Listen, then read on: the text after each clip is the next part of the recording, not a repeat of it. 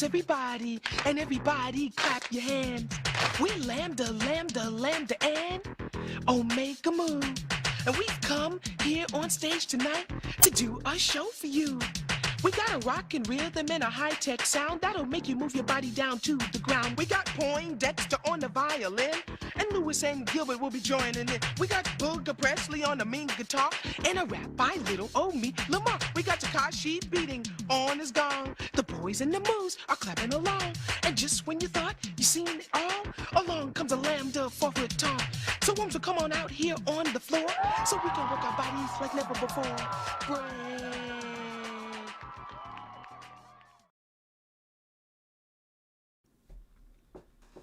The boys and the moos are still clapping along.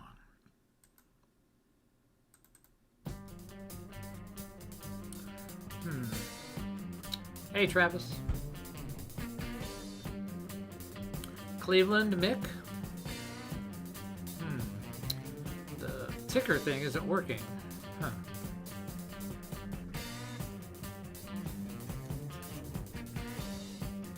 Maybe it's just not working for me.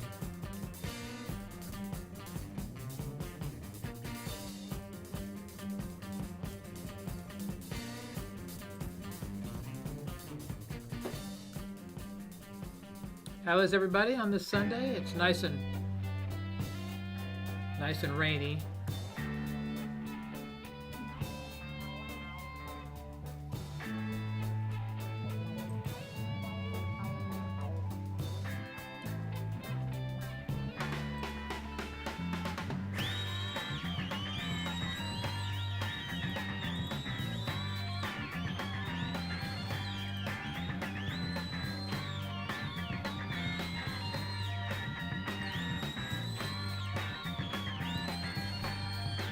Hey, Revs.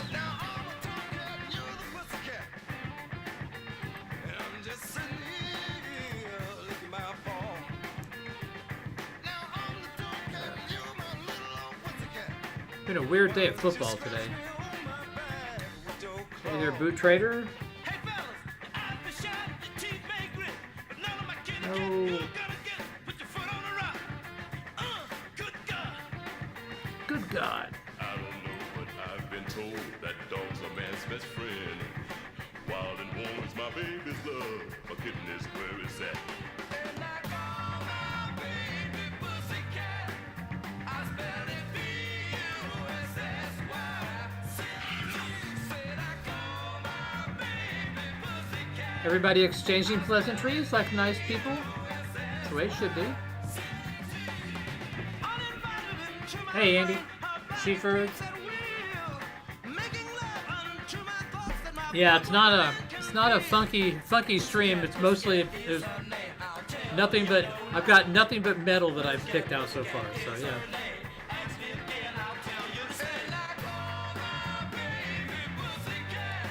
Yes, I'm pretty sure the Confessor will come up. So.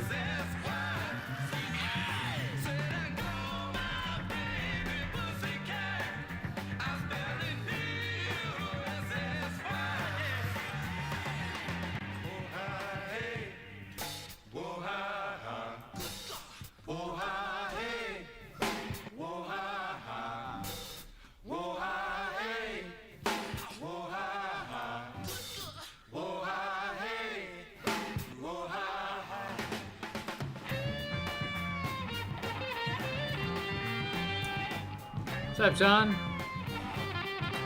Hey, Patrick. Just get out of the prison? Yeah. No. I like this. I'm like, I could be like a henchman for one of the... Yeah. Oh, yeah, you could be a Batman. Batman bad guys. They didn't have, like, the black and the white. They had the gray like you guys. They kind of, like, had that... I want to be like Jet Powers, PJ Proby. Oh, let's see if I can find it. This is the guy I want to be. There you go. Jet Powers. Yeah, it's just killer monster track rockabilly. Go girl, go. But that's actually PJ Proby with the crazy bowl haircut when he moved to England. Huh, this cool. is them in America. PJ Proby is the first Led Zeppelin recordings where the full band backed them. Yeah. Also, one of the first fuzz songs with fuzz guitar. Courtesy of Big Jim courtesy of Sullivan. Jimmy or John Paul Jones. No, I think it's Big Jim Sullivan. Well, you know, John Paul Jones was the best guitar player on that session, Yeah. right? So, Oh, yeah. at least that's what I've been told.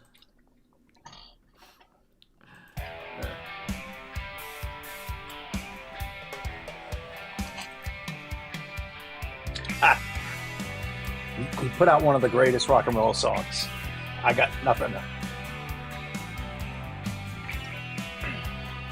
So what's the weather like where you're at right now? It's rainy right now, but I got my leaves up, at least for now. It wasn't raining today. What, because you got that Pacific Ocean blue? Is that what you're happy about there, Travis? Yeah. Oh, what a great record, Travis.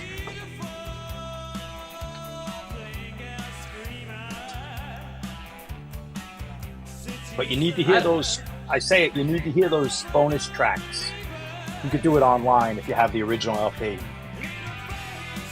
They're just like little instrumentals, but they kind of tag the album. I'm surprised I had it hardly in. I'm surprised it had extra material because that album went nowhere. Yeah. But I think the reissue has the extra song, but if you listen to it, it's almost like a movie. Like in my mind, I make a movie out of that album, like Dennis Wilson's life.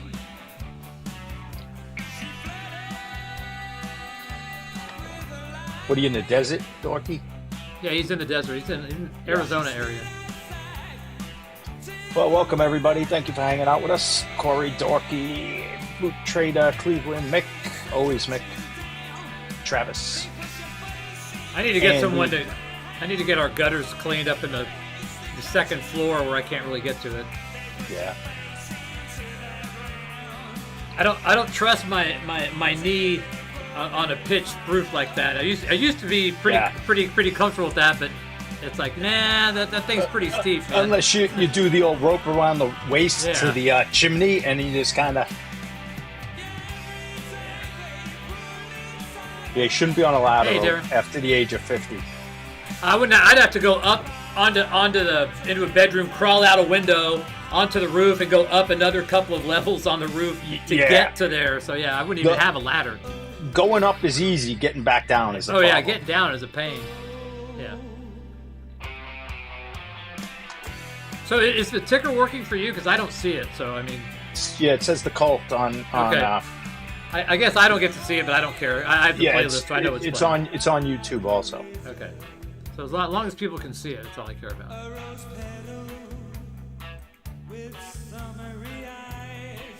You just played this the other day, didn't you? Did I? Yeah, it's a good one. I think you played this B-side. I don't know if I did or not. I thought I didn't have time for it. Who knows? Okay. I feel like I saw it. Oh yeah, it was in the playlist, but I don't think I got to play it. Okay, maybe not. I don't know.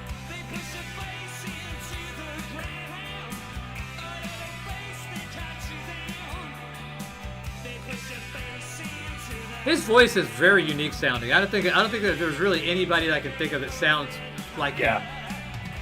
They really had something going in this 1985 era. I mean, they got more famous with the Electric album, but it would have been nice if they pushed this sound for one more record. Yeah. You know, a little psychedelic, a little alternative, but still like masculine and not wimpy. You know, if I'm gonna go up 27.5 feet, I want like one of those little those lifts, you know, that you can get like scissor lifts. 'Cause I used to there was a club in Charleston, South Carolina, that the lights were so high, they had like a cherry picker, like you go up there and start fucking with them. I've seen some guys on Instagram who they make some sort of like bended hook, but they're hooking it, I think, to their shop vac or their leaf blower, and it like hooks in, like it's an extension for their leaf blower, and they blow out their gutters. You know what I'm talking about? I've never seen that. I've seen people make homemade ones, and they just stand there, and it kind of like a J, like a like a candy cane. And then they'll blow it, and then another guy did with like some sort of shop vac. I imagine it gets full all the time, but like, and he hooks it up there. It's on the set. Your roof might be too tall to it's do it. Way too tall. But it was interesting. I'm like, that's pretty good thinking. Hey, Zaphod. Oh, see, Corey's got that. Vance, were your ears ringing? Someone mentioned John Paul Jones. That looks better. Yeah. So you mentioned PJ Proby. So yeah, there you go. So you mentioned PJ Proby. So that was all you. Yeah, who were we talking? Who was it? So good, man. It was Frank Stickerman talked about it last time I was on. Yes, Frank brought it up. Yeah. Yeah. I think he just discovered that, maybe. Yeah, I think he did. Or it's not a well-known fact. Hey, no, hey, Revs. No, it isn't. I knew about it, but I never really dug into it because I knew about it. I've only heard it last year or 2 years ago. Like, I actually went and found it, you know. Yeah, I got that. And there's a not mention that in the movie was a big oversight. Yeah, I think that's what my whole video was kind of about. I remember you mentioned that, but like, yeah. And if you listen to that song, and like, hey, Klatubar, totally hear them, you know. And I think because of the lyrics, they just kind of disappear it. Well, there's it's like a 3-song thing, and that first part is not so great. But, yeah. I think that's where you can really hear bluesy. Yeah. Yeah, it's definitely Zeppelin. There's not a. Yeah. I mean, not that you wouldn't. Not talking to you, but I mean, it's just obvious. It's like that. Yeah, it's great out of you could, you know. I think they did that, and like a couple weeks later, they go into session to do the first album, and you could totally hear it. What's up, Mark? Not much. How's it going with you guys? Pretty good. You look like you're trapped in your house because it's snowing or something. Are you? No, I'm fine. I'm just a little behind on a few things. You want to try to get the UK copy? Yeah. Might cost you a little bit to get a nice copy and then shipped over, but they're not crazy rare. Yeah, they're not in demand, that's for sure. You know, it has one of those white covers and stuff, so it's a little dirty or whatever, but the record plays good. You could probably find a cleaner version of me. I just gotta. I know. This guy's so great, man. Brian Ross, the singer.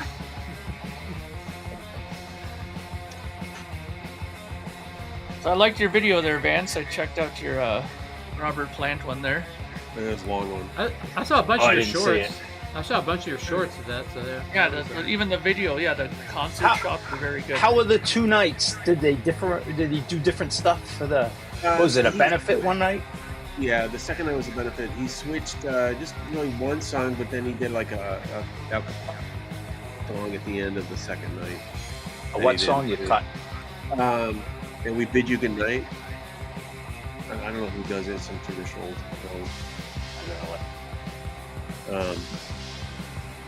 But the shows were fantastic. It was great. Yeah, I got some live cuts of the Zeppelin stuff on my channel, and then I did a whole review of the 2 days, and I got clips of every song. So that video is like an hour and 15 minutes. I know a lot of people are gonna watch.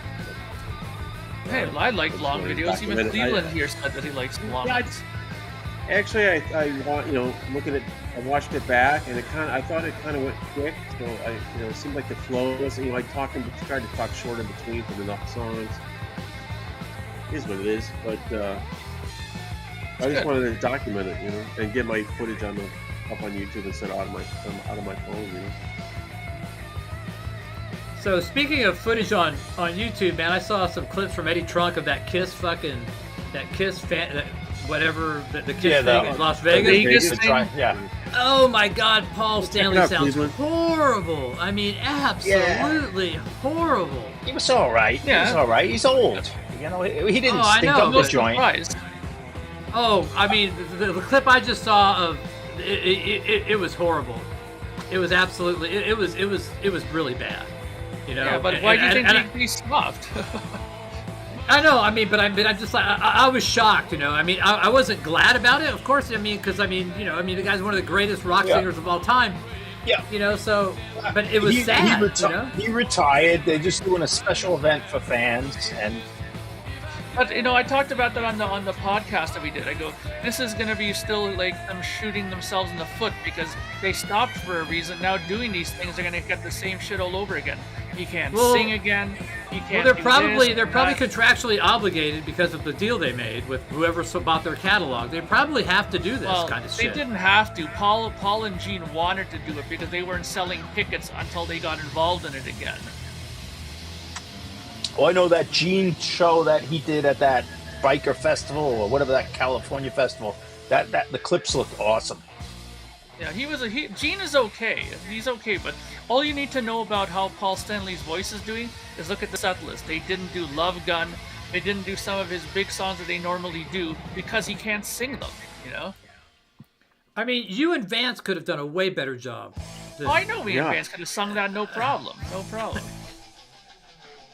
Like, they didn't do I Was Made for Loving You and Love Gun. Those are his two biggest songs that he did on the tour, especially the farewell tour, and they're not doing it now because he can't sing it. You know? I'm not bagging on it. I'm just saying it was sad. It was disheartening to hear for me. You know, I was just like, man. That's the problem with Instagram and YouTube. You're not meant to see this stuff. You're meant to go there and experience it, and then you take it out of context and watch 30 seconds. And the person shows you which 30 seconds, you know, he selects it. It's just not fair. There is a whole concert recorded by quite a few people. Like Podcast Rock City has the whole show recorded, the electric show. Plus they did the acoustic set as well. They recorded. So there's a whole hour, 20-minute videos out there of it, so you can see for yourself. Yeah, but it's not like being there. Yeah, but it's exactly what you said, John. The vibe is different when you're there. The music is loud, the bass is loud, and everything. So it kind of masks some of the inefficiencies there. Like, you ever hear a bootleg of a show you went to, and like when you hear it on a cassette or whatever, the bootleg, it's like, this isn't the experience I had. You hear the guitars not sounding right. Like, I didn't see any of that. They were blaring. Like, it sounded awesome. Yeah, but a lot of those bootlegs, a lot of those bootlegs are off board tapes, which is why they sound so much different. Yeah, or you know, maybe the speed on that cassette recorder isn't perfect. There's so many variables, but a lot of the Kiss fans already know that Paul's voice is cooked already. The only way that he'll ever get around to doing live again is that they did all the backing tapes for him again. Like they got shit for that, so they got crap for that too. So they're in a no-win situation. Yeah. But people paid money. People paid money to see their favorites and to see them together on stage and sing some of their favorite songs. That was the point of it. Not like we need a pristine performance or I expect these guys to be 25 years old. Because just to clarify one thing is when they first put tickets up like almost a year ago, the tickets went really slow. They started lowering the prices of the hotel rooms that came with it and blah, blah, blah, blah. And then as soon as Paul and Gene said, we don't like the way this is going, they actually said it on their Twitters there that they weren't happy with the way it was being advertised and stuff. They said that they wanted to get directly involved in it. Then everything started changing. They didn't want to be involved initially, but they kind of had to make it work, right?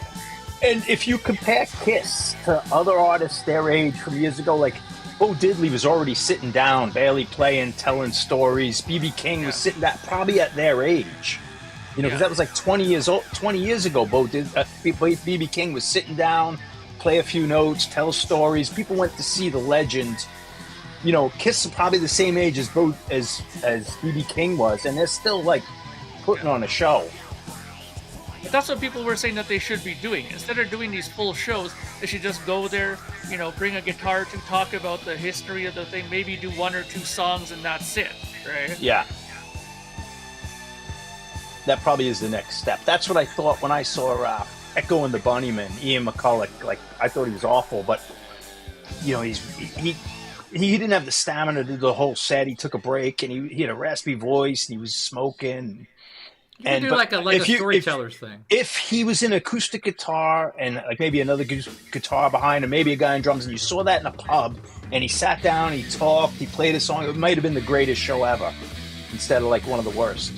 You know, that's why I'm impressed though that like Robert Plant here is doing you know, shows, and he sounds pretty decent for his age, you know, doing his stuff, you know. Yeah.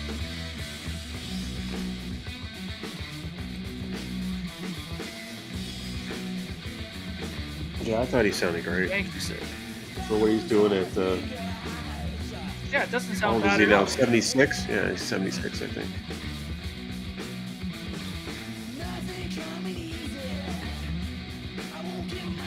So is there some kind of a like theme for the songs tonight, or? No, I just grabbed a bunch of like new album stuff. Like I went Okay. through all these various artist albums that I have, and I just started clicking on stuff. And going, okay, let's try this one. Let's try this one. Cool. Yeah, Bandy, exactly, Dylan. And Dylan also has an excuse, not an excuse, but people never expected him to be a great singer. From No. even when he was a great singer, people used to say, oh, the guy can't sing. You know, they were saying he can't sing for 60 years. Where Paul Stanley would be able to belt it out. Certain guys, Robert Plant, would be able to belt it out in their prime. Well, I think the thing with Dylan is that he went on to be known as a great lyricist, like one of the great thinkers of our yeah. times. I think that became his big thing. He didn't need to be a great singer at that point, Yeah. right? I mean, he is a great singer for what he does, but for the average Joe hearing it, they say, that's the guy who can't sing. Yeah. So it set expectations low.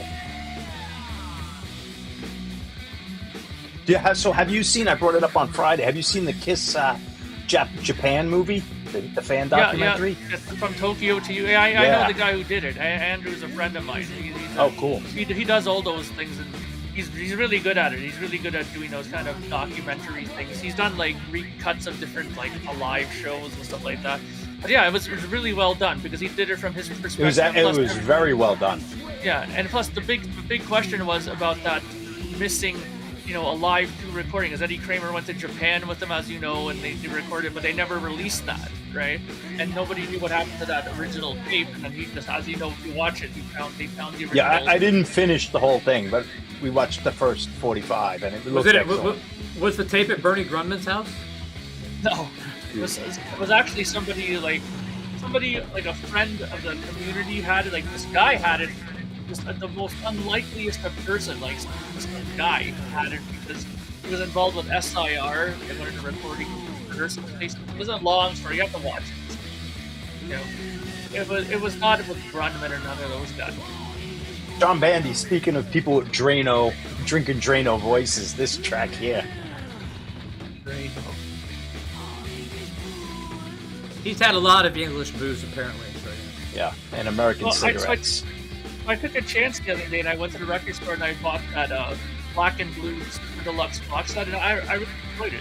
The Blu-ray, especially on that, is really good. Like you have a full concert from Paris from '76, a full show from the Royal Albert Hall audio. There's a Is that video on there or just audio on the Yes, Blu-ray? video. The concert is all, it's like an hour and 40 minutes long concert. Right? Wow. All of it. It's really good. Like See, that's the stuff I like. I just wish they'd put it. I don't. It should be set. I don't feel like. What does that have to do with the Black and Blue record, which has like 8 songs on it or something? Like, no, but I mean, like, we were touring that record, but they did play some of the songs off there. Like, yeah, but I feel like that should just be a separate item. Like, I don't know. It's hard. Yeah. I mean, I'm happy you have it. I'm sure it's great, but. The good thing is that there's various versions you can get. You can just get the album that's remixed by Wilson. You can get a 2 CD version that has the album, but then also the alternate and the alternate songs and some of the songs that they found in the vault. And then if you get the box, you have all that plus those extra concerts and that video footage. The video footage is on Blu-ray. It looks really good. And I'm more of a video guy. These boxes, that's why I buy them. I love seeing the videos of the concerts. Right? Hey, Kieran. Greetings, Mr. Kelly. Hello, sir. Can we hear the Buzzcocks? What do I get? You'll get nothing and like it. I'll have the Buzzcocks. I'll have the Clash. I'll have the. You'll Sex get nothing and Pistols. like it. So I saw a video. Oh, was it today? Yes, today. So a lot of times when they have these, like, so and so was somewhere and he saw a band playing one of their songs and he gets up and plays it, and there's like 5 camera angles and you can see it was like staged. But I saw this one where Mick Jones was in like Vienna, Austria, and someone's playing like Should I Stay or Should I Go Now. He goes up there and plays. There's only one camera. You can tell it's just one person. Like he actually went up there and played, with the band, and they were good. It was like, it's pretty cool. So Nice. So it was just like a Facebook or YouTube short. I can't remember Yeah, what it yeah. was, but yeah, it was pretty cool. I was like, oh, wow, you know. And there was a point Mark- where, you know, where he kind of like is sitting there. You could tell he was kind of like going. I guess maybe the band didn't come in at the right note. He got a little piff. Like then he caught himself like going, oh wait, these guys are just like, you know, street musicians. Yeah. I shouldn't get mad. You know, it's like, okay. Like, what was that? Was that TV show? It was like a rock school, a rock academy, and they have celebrities, and they take like average people to have the band.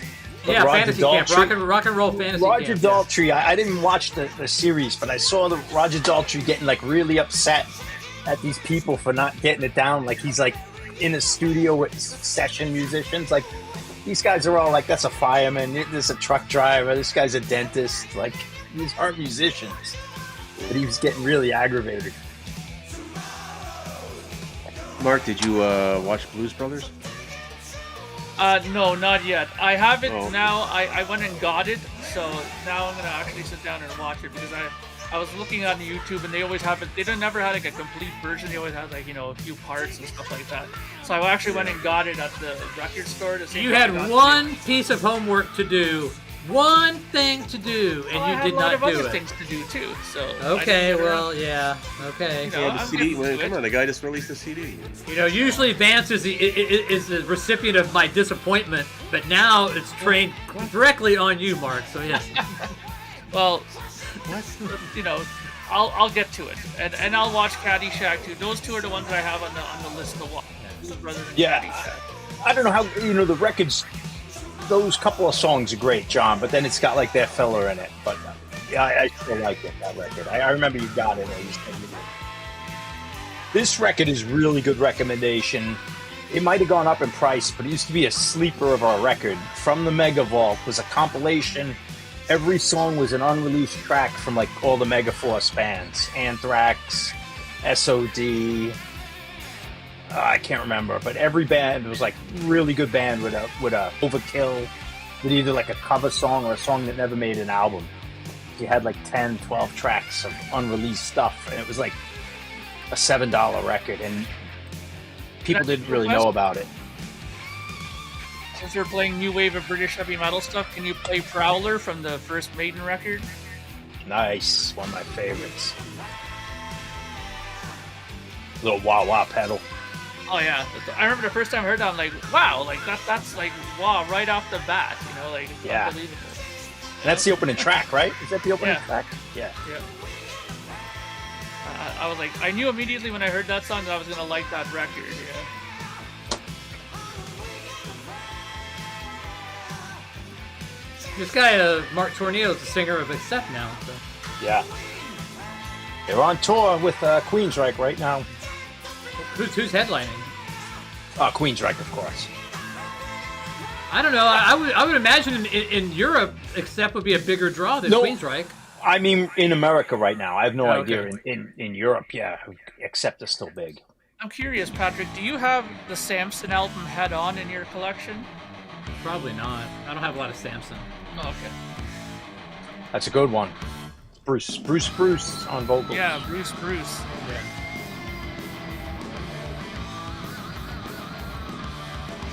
Breakfast King, I missed you. I seriously missed you today at my auction. I could have used you. There was some weird shit that, you know, got unattended. So how did it go This is overall? 10-star record. Yeah, That's fine. awful one. Oh, I need a beer. Yeah, I'm gonna get some beer. This really is a great record. Raven, yeah. They're good guys.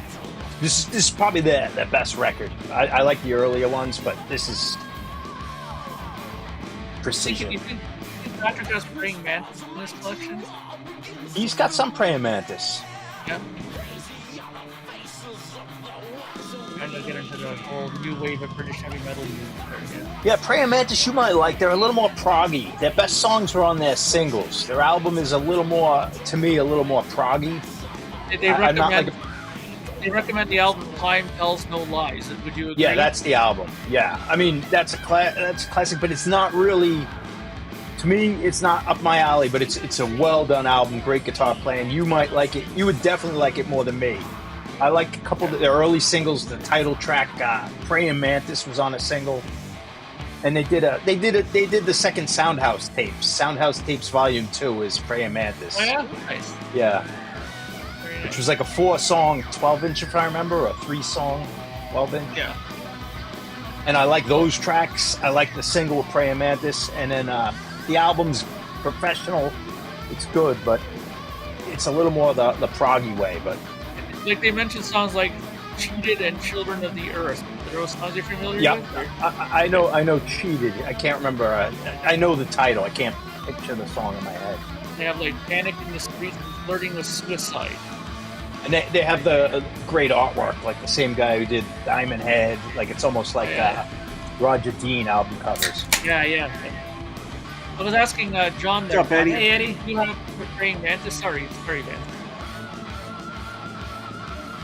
Do I have praying mantis? Yeah. Yeah, I do. You have the song "Cheated."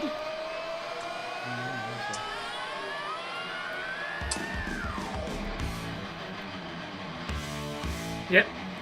Okay, can you play that one time whenever you're? What's that Diamond Head song?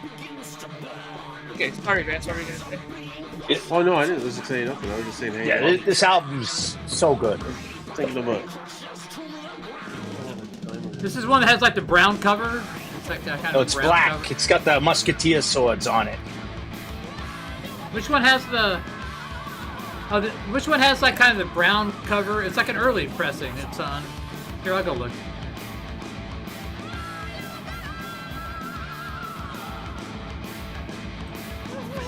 You know, One for All wasn't bad. I heard that when it came out. It was like, I don't know, maybe 2000. Right. It's the first album, Four. Rock Until You Drop. Rock Until You Drop has kind of like a brownish Okay, cover. yeah. It's kind of like they did their own artwork on it, if I remember. Yeah, okay, yeah. And then Jenny? the next one, the one after it was where all their equipment, the room's all just full of garbage. It's just full of music equipment all trashed together, if I remember. Hey, Jenny. Hello, America. Hello, America. Dancing to the beat on the radio. Ah, this is very upbeatish. Are you looking in the private check for songs, Patrick, or no? I can. Okay, I didn't. Did you say something? I'm gonna. Oh, okay.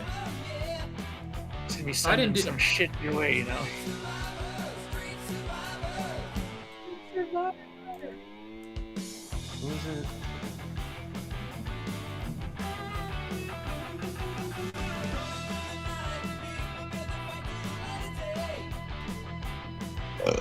Oh, excuse me. Fuck. Bullfrogs are out today. So a funny thing happened today. So I was sitting there and I was like, I'm going through. I have like all these little. I have like 4 like network attached storage devices in my house, right? That I dump shit in, you know, and like.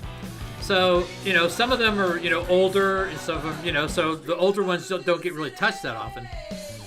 So for some reason I said, I'm gonna go look through these things, see if there's anything in here, and I found like shitloads of like these so old recordings I made of albums, like where I switched equipment, and I just spaced them out like from 13 years ago. So I found like a beautiful Dead Forever by Buffalo, Australian Vertigo that I recorded that I totally forgot about. So there's like a ton of stuff that I'd never even finished. A lot of weird shit. So it's kind of weird to discover that like this old. It's like some of it's like I said, 12 years old. So. Now, did you not finish it because you were changing stuff and then there was no point finishing it? No, I just spaced it out, but I did finish the Dead Forever today, so I got the Dead Forever, the Buffalo, and I'd never actually had a nice pressing, a nice recording of that, Jenny. so now it'll be in the system, so. Nice. It's good. Could we hear, since we're in this kind of like AOR, New Wave of British Heavy Metal, could we hear the band Last Flight doing Dance to the Music? It's almost like a disco song, like that heavy metal. It's really good. AC Frig, the shows were fantastic, dude. I'm still on a high from them, so. Yes. Is it Last Flight, you said? Last Flight, yeah. Definitely enjoyed on it. the, I might have sent, I don't know if I sent great it to you, tweet. but it's on that I think you Friday did. Rock Show. I see it. I have it up on your. I have it.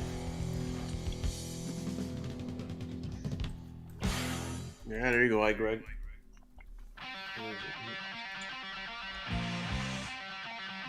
Nice, nice. Fawcett's a good one.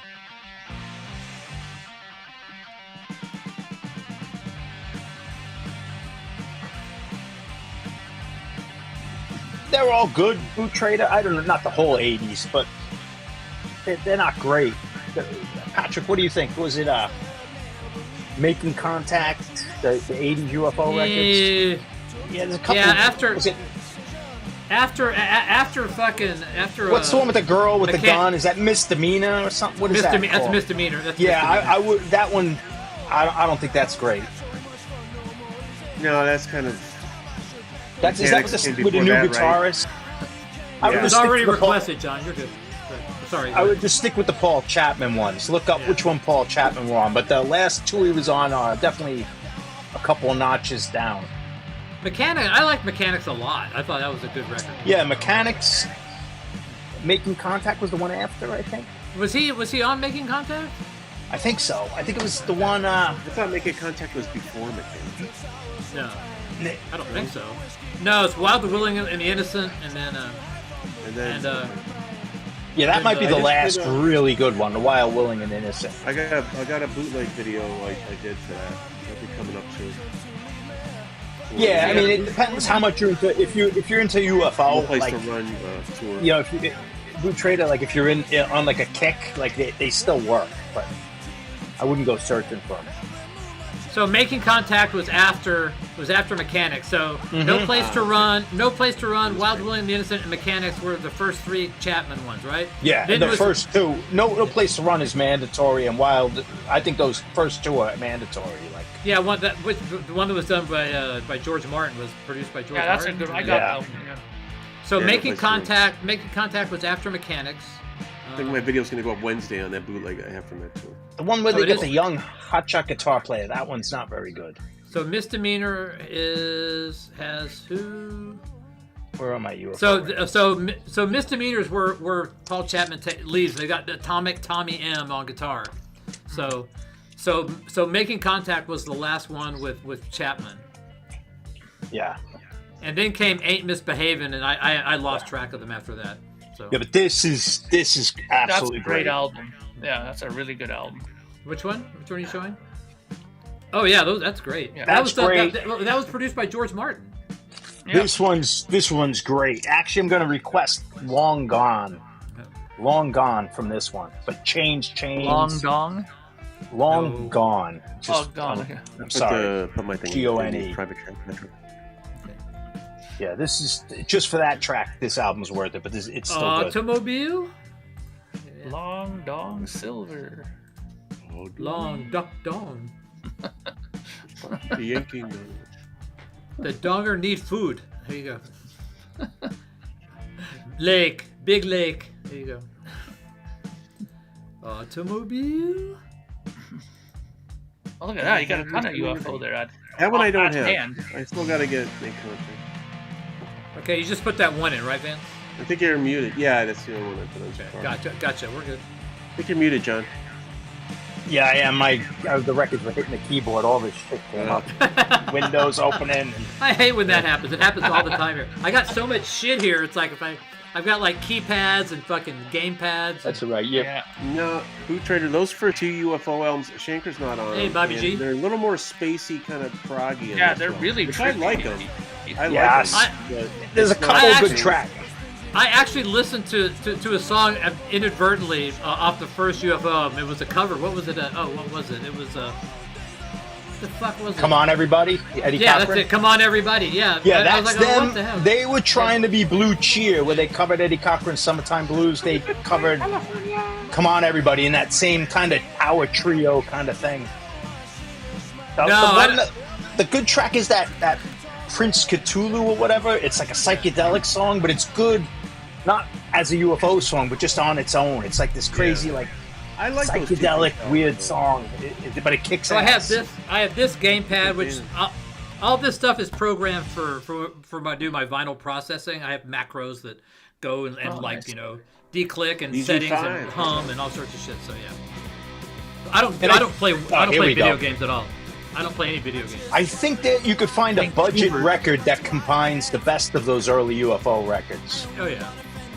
Space Invader or Uber, this kind of. Well, one of those records is like 60 minutes long. I mean, it's fucking long as shit. Then there was a Back live then. one too. Yeah.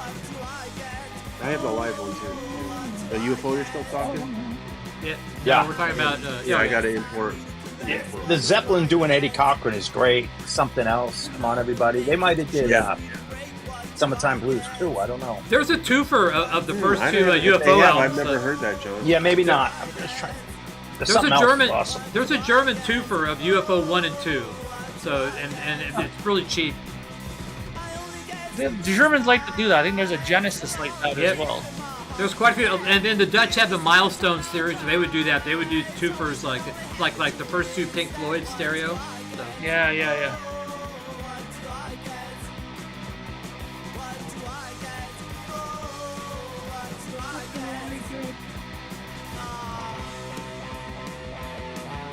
Hey, Jens.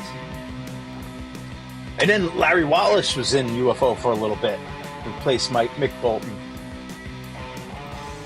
And then didn't Schenker come back for like a record or two and then go again? This is before Schenker. Larry Wallace was in probably after the Pink Fairies, before Motorhead. Yeah, Schenker came and he left a couple of times. Yeah. Of course, Jason Bonham played a couple records too. If you go on their Bandcamp page, there's a Vinnie Moore was a guitar player then. Yeah. And that was the last show. UFO was the last show I saw in 2020 before they shut everything down too. Was that with Saxon? No, it was just them. They had that Jared, whatever. I forgot his name. Yeah, last time I saw him was with But I saw Paul him with Raymond was Saxon. dead. They had what's his name? Neil Carter. Neil Carter. Thank you. Yeah, but I did see the Saxon or one of the Saxon UFO shows. Yeah, that was pretty good. Yeah, you definitely don't. I personally would not be looking for those UFO records. If you see it for under $10, But if you're into like space rock and shit, that's right up your alley. So yeah. But it's not good space rock. It's also not good like Blue Cheer, but it's mid tier on all that. But it's a band terrible. looking for it's a band looking for a direction, is what it is. Yeah.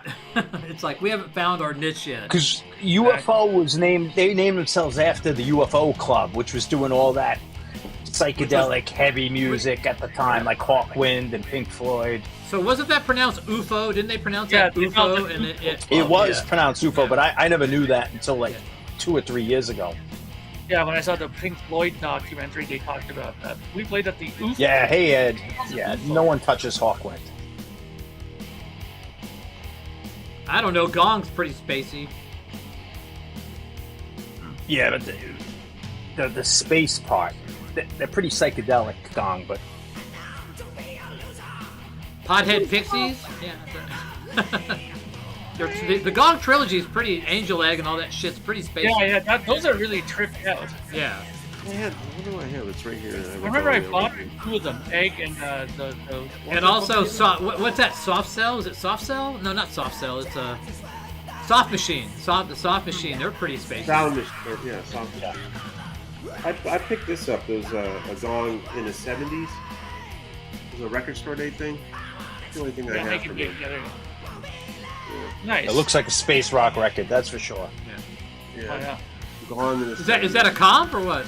Yeah, I think it's a comp. I would think it is, yeah. Like It's a a record best store of or deal. something? Or? So, you know.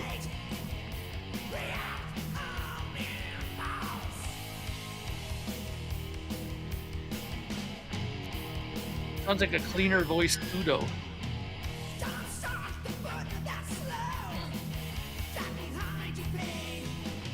Eddie has that record apparently. So apparently he doesn't think it sucks, that record. All right, cool. Or he does and he hasn't found someone to unload to. So yeah. Well, it's that first time on vinyl. The key thing, Eddie, is do you enjoy that record? Do you enjoy the record, or do you just own it? I don't know. I know the name Breakfast. I don't think I've ever heard them. Maybe Vance has. What's that? Acid Mother's Temple. Yeah, I have. I think I've seen them actually. I think they opened up for freaking King Diamond. Yeah, Hawk, one of my favorites. Boot Trader. I picked up this record. This was a Eddie Trunk does a show where he talks about favorite unknown bands and stuff. These are some kids from North Carolina.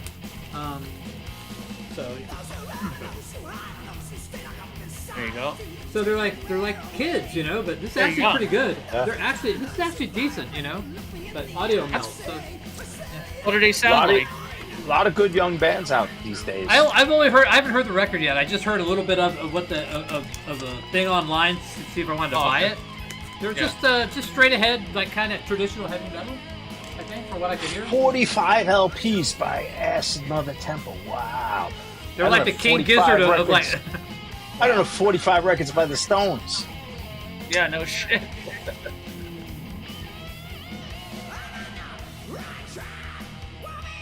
Do I have Blind Guardian Journey Through the Dark? I know I have one Blind Guardian album, I think. That's a CD band to me. No, I lied. I've got I've got 4. Shit. Maybe I do have it. Michael. Blind Guardian are fantastic. And live, they're even better. They're great. I do have Journey Through the Dark. Who knew? I have 4 Blind Guardian records? When did this happen? Of course, because they're quality. That's why. No, I'm not saying. I don't even recall even doing them. So yeah. It must be one of those times when you were just putting records on and not listening while you were doing them. Oh yeah, I do that all the time.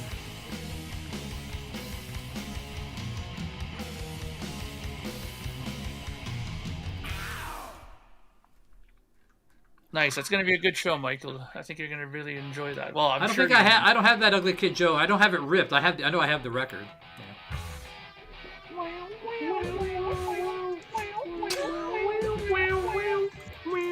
Boot You Trader, request right? it and then you ruin it. So it's like You're not ruining it. It's great. Really enhancing it. What are you talking Boot about? Trader, my advice for people who want to delve into Hawkwind is there's that hour BBC special.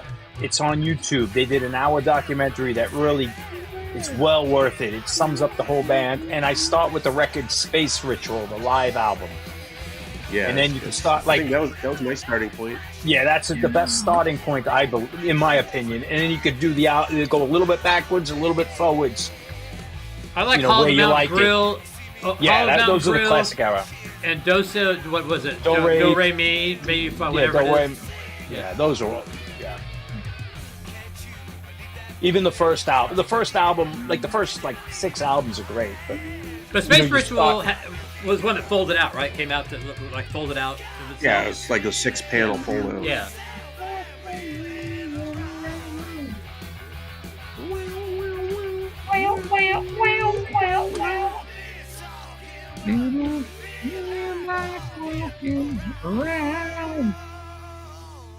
Yes, Yeah, that's what Deano needed. Some backing singers going wah wah wah wah. Yeah, that'd be great. Like a whole bunch of them.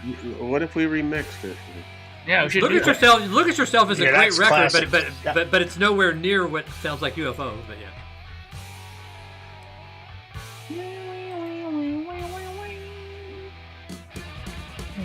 That's probably my favorite Uriah Heep album. Look at yourself. To be honest with you, that one and the first one.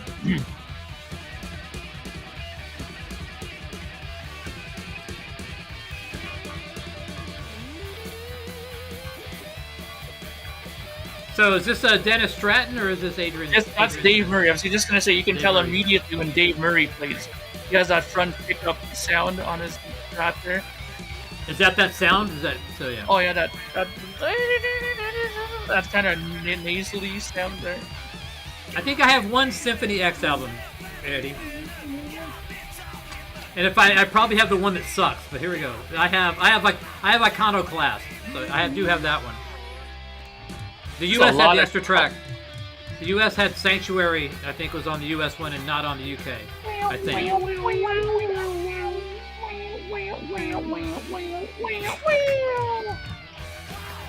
You know, you sound like fucking like wet cats outside my door.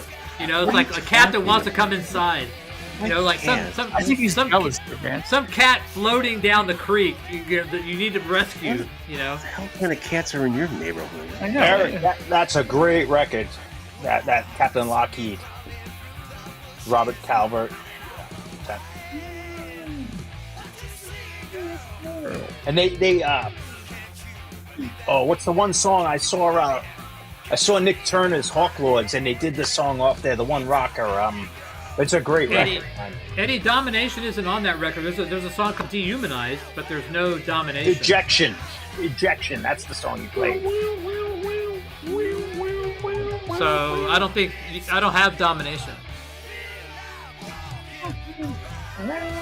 Like I said, the only song on there that even sounds like it is Dehumanized. That's the one you're thinking about, Eddie? Hello, Ed. Let me know in the comments below, or to the left.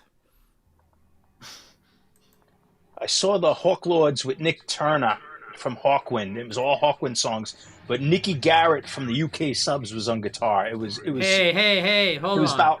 Jeez, thanks. That was unnecessary. Look at Bauer coming in hot. It's completely unnecessary. There you go. Exactly. What is this song called? Baphomet? Baphomet. Oh, okay. Baphomet. Dehumanizing. There you go. Dehumanized, Eddie. Okay, let me just help you out there. There's always one guy. You can't please everybody. That's really uncalled for to sit there and these guys that give their time of everybody. Only I can tell them shit like that. That's my job. Not I take care of that stuff. Okay, don't worry.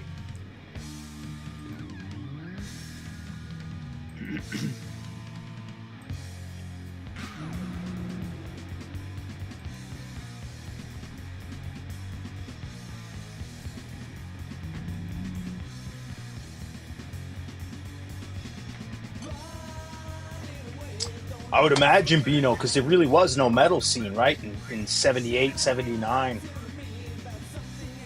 There was a huge punk scene happening, skinhead scene, and in the late 70s, metal, all those young kids, who were 12 and 13, didn't start showing up to 80, 81, I would imagine. At least that's my Here's a view of in fact, history that I never lived and wasn't around for. That's my view of it.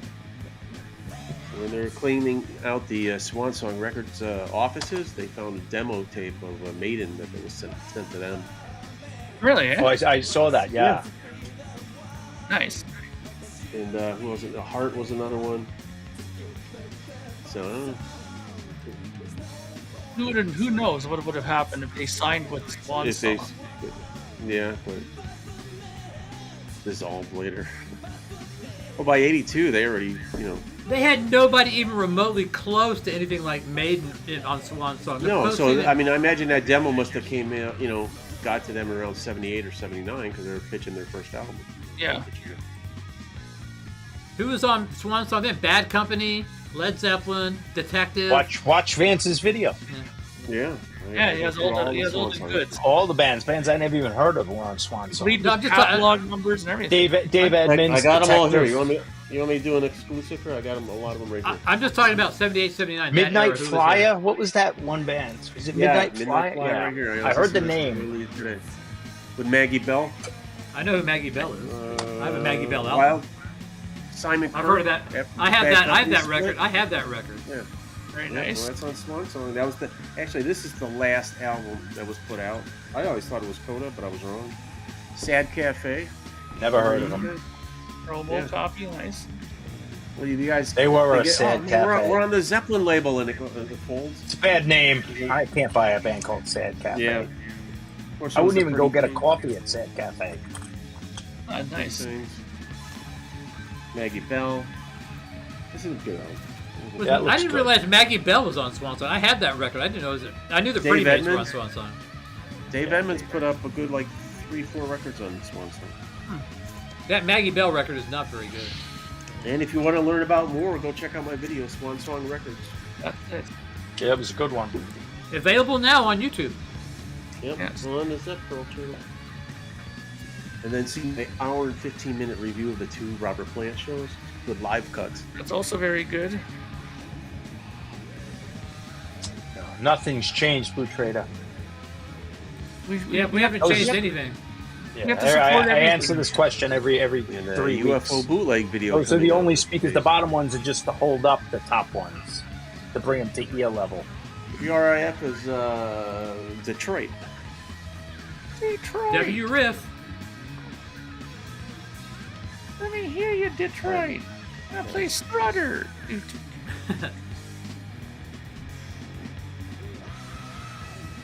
Yeah, so there's a lot of good YouTube videos out by Vance, and also by John. He did a great one about French oi. You should check that out. That one's awesome. Holy Very cow, Mark. I've been in the VC for over 10 years. That is my most popular video. That people love it. I'm telling you, I've been The talking kids about love it. It's got People over watching It's got over 5,000 views. Nothing I did. Wow, has that. man, that's awesome. So see, you got The to yap kids- about these things. Kids like that music, or people like that music. Exactly.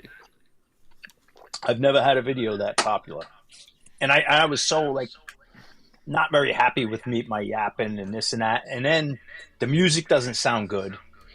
You I know used what? one of these to put the phone in, right? But to get the angle, I put a rubber band around it, not thinking my phone here, and I put a rubber band around it, and it covered the speakers on the phone, yeah. so it like all the music is kind of muted, sounds a little underwater. Not so much, but like usually my sound quality is a lot better, and I'm like, whatever. It's just a shitty video, and that But was you my see, most though? popular. When you hear an outsider's opinion on it, is probably a bit more valuable because you're too close to it sometimes.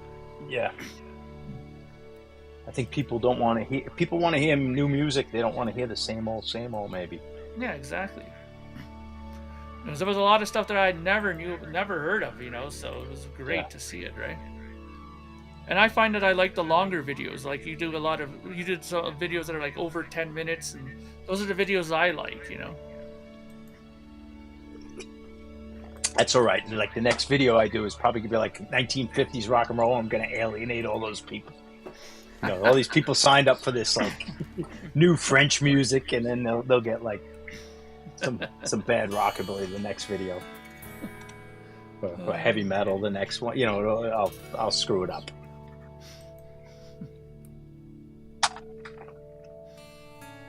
I remember I watched recently. I was going through some of your videos. You did one on a holy grail of this husband and wife team that did this song. Oh God, that's so good. The Yeah. the Cook duet, I think it was. Yeah, that's it. Yeah. Yeah. Oh man, that is like a wonderful, like high and lonesome, Kentucky like country song. It is so good.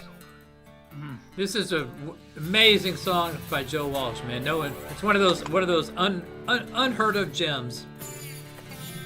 Nice life.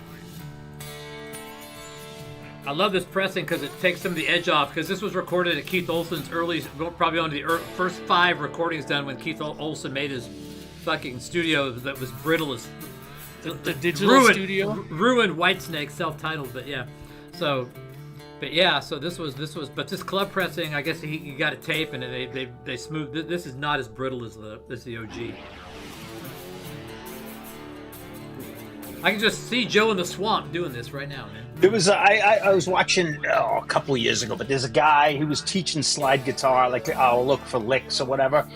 But he was doing all the Rycooter and he was doing stuff like this. He says, and he named each kind of like lick. He said, "This is the warden at the prison guard." And it's like, wah, wah. And he named each one. This is like when you're on the highway, like driving moonshine, and he's doing a higher one, and each one sounded exactly like any TV movie you saw that had the slide guitar in it. He was doing all the. It was funny.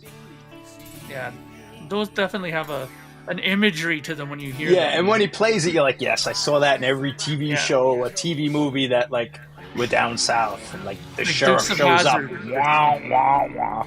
Really dorky. I'll send you about 5 of them when I accumulate them. So, I for a long time I couldn't find this record. Now I see it all the time. It's one of those things, when you're looking for a record, you never find it, and when you finally find it, it was like when Revolution by Night, man. It's like I'd never found it, and I came in and I found a bunch of them and got you and Vance, I think, copies of it. So. It's like that Ursa Major album. It's like I'd never seen that record, and as soon as Rev sent it to me and showed it, and, or somebody sent it to me, all of a sudden I start finding it. It's like shit. Yes, this is a CRC club pressing. Yes. He was on Warner Brothers, I think, for this. There's some pretty surprising club pressings that are out there. You'd be surprised how good. Well, they especially are. like in the late '80s and early '90s, when they would get the normal. They would get the same shit. Sometimes the only thing you could buy at vinyl was on club pressings. You couldn't even get anything else. It was on CD and vinyl. The only vinyl pressing was like I think 𝐿 Acres by Dangerous Toys. The second album is only, and I think maybe Skid Row, second album is only on. Huh. Was it the Dio record, right? That was only club? I think there might, yeah. The Run with the Wolves, was that the one? I think Lock we looked Up it the up. Wolves? Yeah. Lock Up the Wolves. Yeah. Sorry, not Bad Company. Yeah, I have a record club Rolling of with Power the Windows that's hand. really good too. Yeah, I have that one too. And sometimes, man, they would get sent a tape while others would be cut from digital. So Yeah, exactly.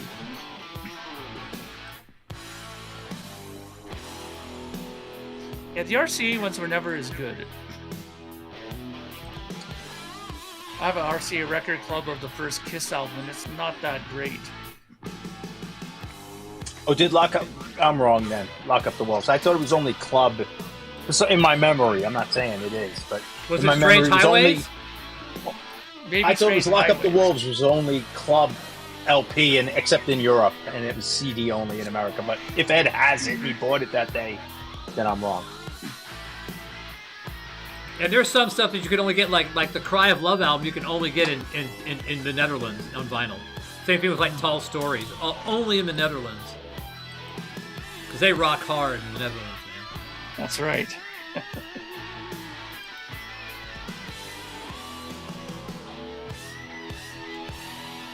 Greg, is that the one where he's like completely out of it? Is that the there's an instructional video with Joe Walsh where he's a mess. I think it's that one I saw.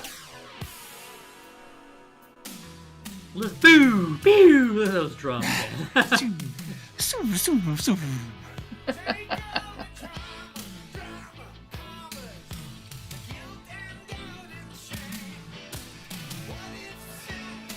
Boo!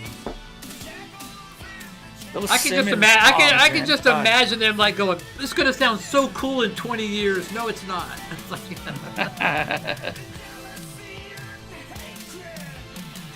it's like that mullet sure does look good. No, it doesn't. Oh, in case you're wondering, that PB Stahl comment that's up, I put that up. That's just anybody who hasn't checked out my latest project, Gemini. There's the link there in case anybody wants to check it out. Let's play a Project Gemini song.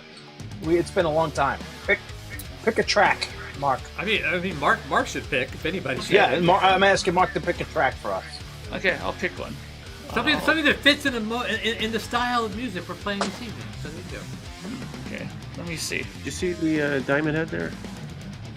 Yes, we're gonna go back to back Diamond Heads at some point. Oh, okay. Cleveland, my only James Gang record was sent to me by Vance. Thank you very much. That double album? Yeah. Nice.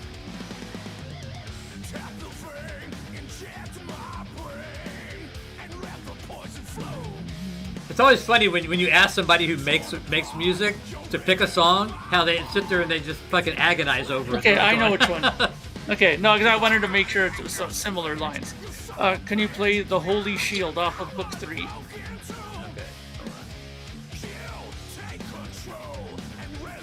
I haven't listened to this in a long time. Symphony X is great, man. Do I even have Book 3 recorded?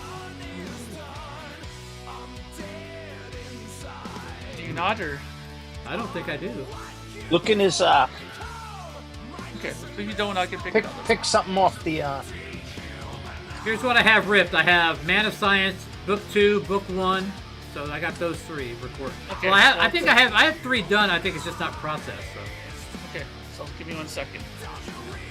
I will pick something off of Book 2 then.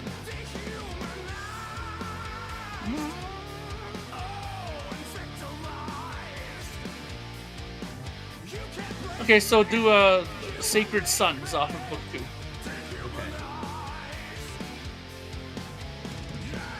Did you see that video of that drummer spoofing Iron Maiden with the double bass drums? No. Okay, so this kid, he makes a kind of rage bait, like where he aggravates people. So he's playing along to the Trooper, and he throws in like these mad double bass drums, like power metal, but like insane. But he's playing the whole tune with headphones, and he says something like Nickel McBrain only uses one bass drum, so I'm twice as good as him. Something like that. Like, but Nickel McBrain commented on it, like all upset, like this is bullshit, bollocks.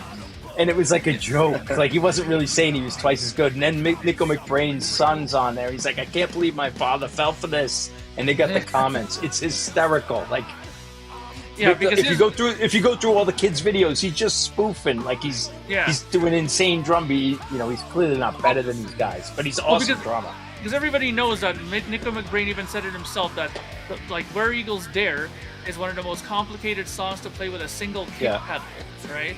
And that was his big thing, that I don't use a double kick. A good drummer can use one pedal and do a double kick thing on it, which is true, but it's really hard to do, and he can do it, right? Yeah.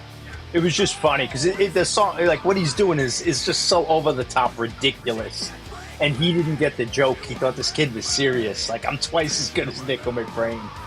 Yeah. It was funny. He fell for it. Well, yeah, I mean, there are those kind of spoof channels where you have to understand that they're doing it as a spoof, right? Yeah. Yeah, and they're just trying to get clicks and all that stuff. Yeah. Yeah, but I mean, he was doing it for fun. Like, it wasn't just for clicks. Like, he was a good drummer showing off. But it was... Yeah. It was funny, but it was like he was showing off his skills, but he wasn't trying to up the original. Yeah.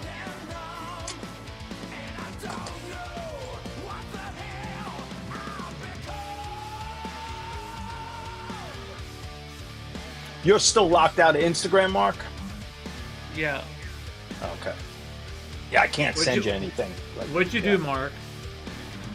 I don't know. It's really fucked up because I can go back, enter my thing, get on, check the things, and within 2 minutes I get kicked off again, and then I try to go back in and I can't get back in. But if I leave it for a day or two, I can go back.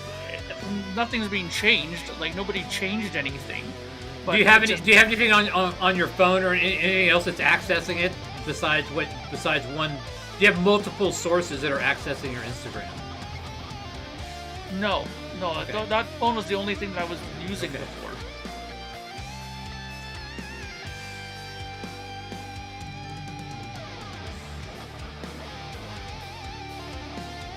The keyboard thing.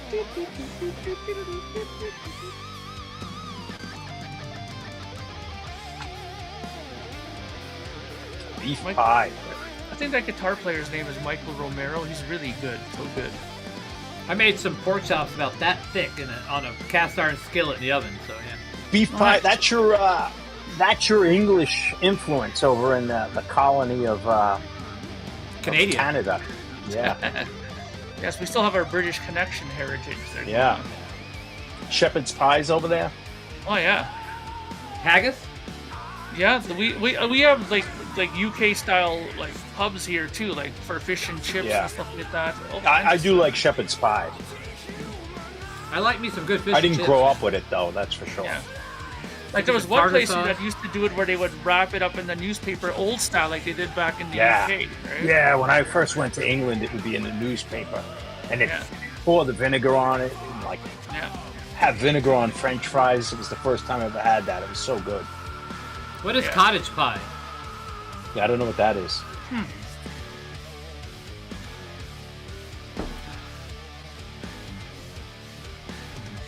Does that mean like, when you're with the girl out in the sticks there and Hair pie. Cottage pie. Has anybody ever had a black pudding? Or what's that stuff called? Blood pudding, black pudding. Blood pudding. Yeah, I never had any of it. No, I just don't like the name. you don't want to... Fish and chips and curry. Those are the British foods I've had. Good curry. Rick Wakeman was all about the curries, apparently. It shows. But I don't know. Okay, so no, somebody needs to explain something to me though, because okay, curry is a spice, right? Yeah. But whenever he talks about it, he goes, I was just dreaming to go back to England to get myself a curry." So, well, what does that mean? Like, he doesn't mean It's a eating sauce. the spice. No, they make a sauce. It's the out of curry it. sauce Yeah, on yeah. the on the Indian food. They're You put the yellow curry, red curry, Yeah. green you What put it on curry. your What is chips, he- put it what on kind of whatever. He's food is probably he talking Indian food. Probably takeout Indian food. What's he talking about? Probably- Like, Takeaway like goat Indian food. or Okay. So yellow curry with chicken is like Thai. You know, you get Chicken and a rice. yellow curry with chicken, and you get rice. You know, Yeah. so basically, you know, it'll be a rice dish, either whether it's basmati rice for India or sticky rice for Thai. You Yeah. know, so you've got, you know, and then the curries are different. You've got, you know, different colors of curry with different flavors of curry. You know, like my favorite Indian food, which isn't really Indian food, is butter chicken. You know, Yeah. which is the red sauce. You know, Pizza. yeah. yeah. Okay, I so love that- me some butter chicken. Yeah. Because I always got confused with that. Because the same with Dickinson. He's like, I went back and got myself a curry. But I was like, curry what? You're not just eating the powder. What are you eating? Like, you know? And that powder's Well, I potent, think man. I think like they said. I think it's just short for saying curry, chicken, and rice. Yeah. They just Okay, said all curry. right. Gotcha. Thank you for clearing that up.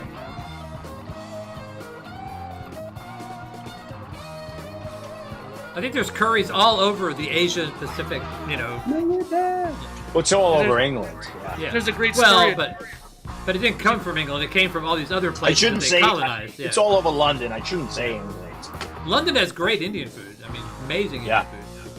Because there was a great story of Rick Wakeman that he was so pissed off at because of the Tales record and the tour that they did for it, that he purposefully got his roadie to get him a curry, quote unquote, and bring it back during the parts that he didn't have to play on during the live show, and he would eat it on stage while they were playing, which they did not like because they were all vegetarians at that time too, right? Don't fool yourself, John. You don't have any good pizza places in Odessa, Texas. Trust me. There's no really Beano. good pizza.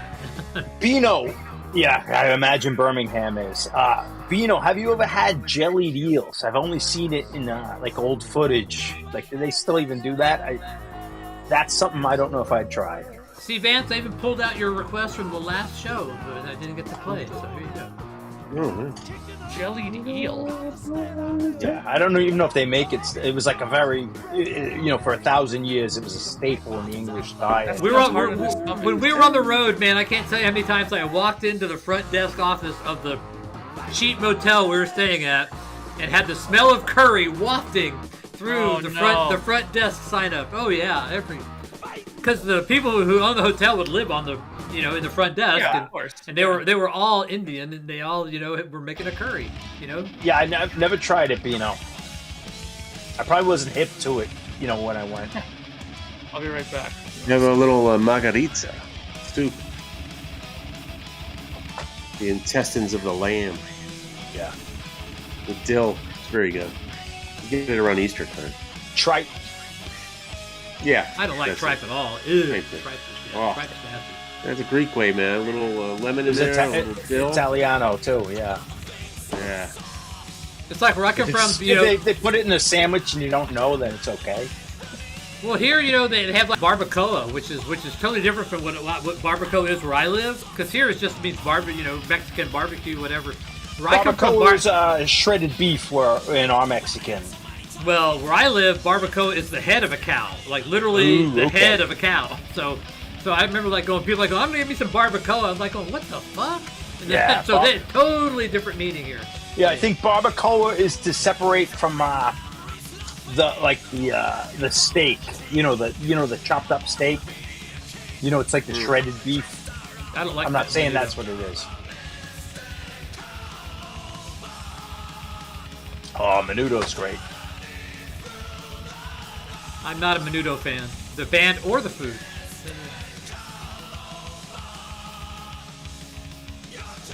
But percentage-wise, like any person you pick on the planet has a higher percentage of being in that band Menudo than any other band.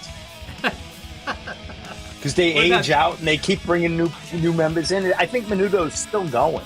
What about BTS? Don't they do the same thing? I don't know that band. Yeah, they're like the Korean Menudo. I love that. Eddie- It's like Logan's Run. You know, you age out, like you're Eddie- out, Eddie- you're bringing in a new kid. Eddie would know. Eddie, do they age out of baby metal? Does baby metal age out, or are they still the same people? So I bet baby metal ages out too. Do they ever have like a Menudo reunion with like all the former members who are now like in their 60s? Yeah, like Ricky, what's his name, and Ricky Martin. That would be a great reunion with like Or they'll get inducted into the 62 Rock members. so didn't one of them leave though, Eddie? Or correct me if I'm wrong. But yeah. So it's still the same group. So now they're like teenage metal. They're not baby metal anymore. Teenage metal. That's nice. Yeah, teeny metal.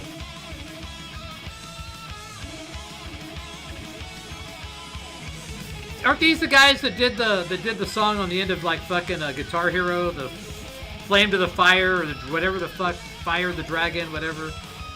I don't know. It was like Blind some Guardian? Yeah. What's that fucking impossible lead song? In the Fire the Dragon, some shit like that. What the fuck is it? Hold on. Oh, I know what you were thinking of. Yeah, from Dragon Guitar Force. Hero. That's Dragon- Dragon okay. Force. Yeah. No, it's not Blind Guardian. Sorry, yeah. Yeah, Blind Guardian were carrying like traditional I mean, it's power metal, but they were carrying this through the 90s. Like there wasn't Yeah.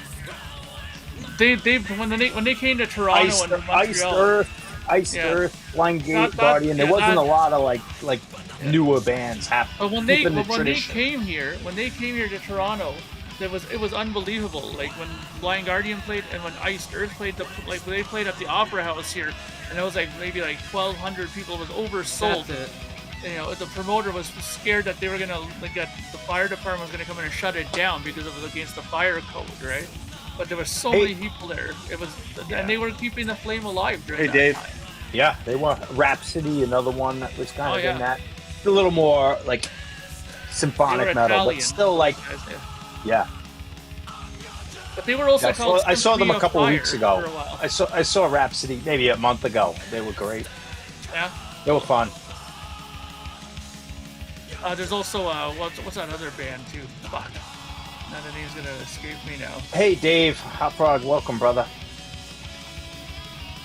I know Played Wayne Early Lazarus Maiden was, before, you would've done a it. Blind Hammerfall. Guardian fan. Oh, Hammerfall, yeah, I Hammerfall, remember yeah. them. They were good, man. What about Gamma Ray? Yeah, Gamma Ray. Oh, well, Halloween is touring right now. Halloween, and some of the guys, you know, like Kai Hansen and those guys, they're all came back. Like all the people that were involved in Halloween from the beginning are all on stage now. So they're doing like, 3 guitar players, 2 singers on stage. It's incredible what they're doing. Yeah. See, that's smart. That's the sign of a smart German guys. That they forget the bitterness and the rivalry, and they get together for money and to make a big show. It's a job. Yeah. I show up to work, you might not like your coworker, you might not like your boss, but you show up and you do your job, And they're getting good numbers like at their shows. It's unbelievable, Yeah. And the singers love it because they don't have to sing all the songs by themselves now. They can share it amongst the other singer guys, This is a great track, man. Jameson Raid. Yeah, they're a good new wave British heavy metal band. Nice. They don't always sound, I think they change singers, I can't remember, but not every single each song sounds a little different, or each couple of songs. And it says 2022, but this will be like 81.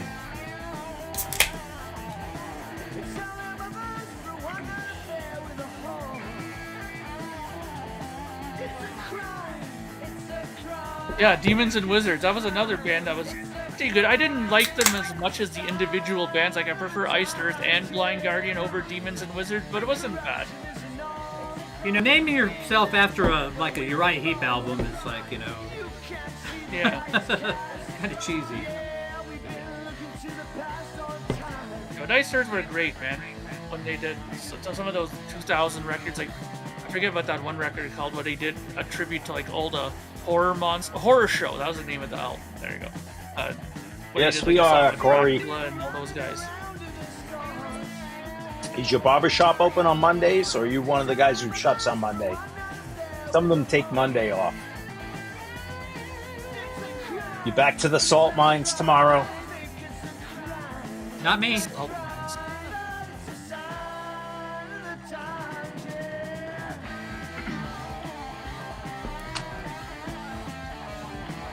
Yeah, Iced Earth is an awesome name. I gotta say.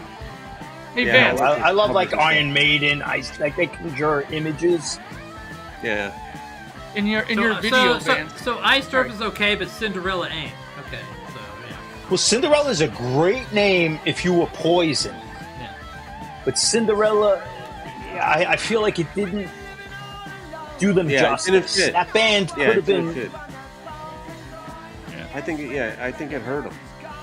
It Yeah, could have been just they could have had more. Like Cinderella's a girls group. Like, I mean, the name Cinderella is a girls group, but Cinderella could have been a crossover band like Guns N' Roses and been 50-50 in the crowd if they had. I don't know, some sort of rugged name or swaggery name. Yeah, it just came out. And, I know there was a band already called it, but like if you were like the Sea Hags or something like that. what are you saying, Mark? In your video there, you were talking about how you might go do some traveling for Robert Plant. Are you gonna do that? Oh, this is great. I don't know. He said that they're going to come back to North America in March. So we'll see if he plays Chicago. I'll see if I should try to get tickets. So are you going to Texas anytime soon? Because I'll be there in a month. Yeah, I'm going around New Year's. Oh well, I'll be going by then. You're going in a month? When? Yeah, I'm going December? there. Yeah, no, yeah, December like 18th, somewhere around there. So. I might be down there too. Yeah, I'll email you. Hey, Okay. Bobby, I didn't say hi to you. I'll I be down saw there you like the earlier. week of the 14th or something, and then back down right after Christmas. This is Wow. the new British heavy metal disco song. I know those guys. No one's ever requested Oliver Magna before, so I don't have much time to. I'll try to fit it in, but I know those guys. They're from Wichita Falls. We used to play with them all the time. Oh, nice. They were on like Restless Records, I think they got signed and had a shit deal, but like most of us did. But yeah. So. Yeah, just make the move to Texas, Vance. Yeah. He's very Chicago, though. Yeah, I I know. know. He's a It's hard. Chicago. You can see it in him. It's in his blood. Yeah, he's so Chicago. His there's family, a- everything. and- It's like Everything's here, man. Yeah. Yeah, And he's got a. it's It's like the pulse of his whole Catholicism, fucking like empire, is like Chicago.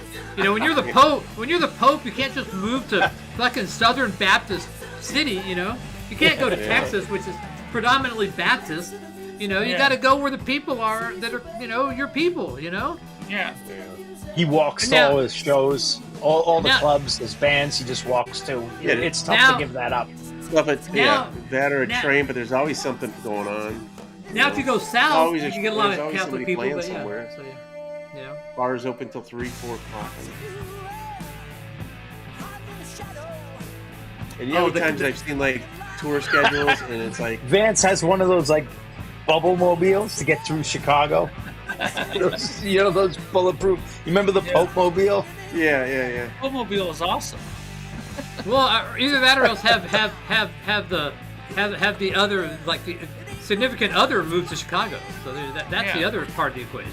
That might be a little more challenging than you going down there.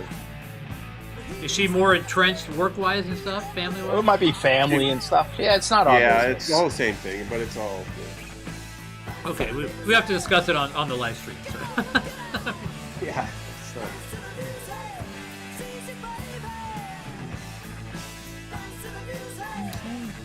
I believe Vance, the Pope, does like King Diamond, and Oh yeah. yeah, I like King Diamond, but you get the Bishop in here. He doesn't like a lot of stuff in the collection. Yeah. The bishop ain't hip to that. Yeah. I He had to doesn't catch like him bad taking music and he stuff doesn't out to like the bad dumpster. wine. It's a great track, man.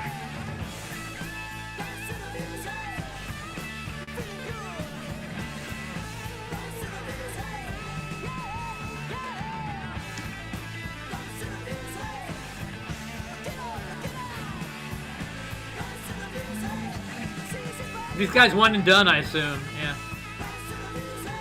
Yeah, they had a single and then this Friday Night Rock show, if I remember. That's all they had. Is that where you're from, Travis? How dare you trash Texas? Yeah, I'm not a fan of. Well, they say Houston's the armpit of the state. So. Well, Austin's a lot like California is now. So I've been to Austin. I mean, I spent maybe 3 days out there, or whatever, for the Pearl Jam shows or whatever. It's all right. Yeah. I keep hearing that Houston is like there's a lot of bad neighborhoods in Houston. I mean, I don't know if that's any different than anywhere else, but Houston's the a shithole. girlfriend says Houston's the armpit of the state. Yeah. It's terrible. She doesn't go there. I could never. Every time I hear that city, I keep thinking of Kiss with that '77 bootleg show. I got Houston, we love you. You know, they used to tour there all the time. You know? We gotta come now Houston is a good rock town. It's a very good rock town. But, you know. Oh yeah. Yeah, Bobby, we have traffic in Toronto, but it's not as bad as LA and stuff like that. I remember when I drove through LA, man, they might have like 9-lane highways, but even still, it gets fucking rammed on those highways.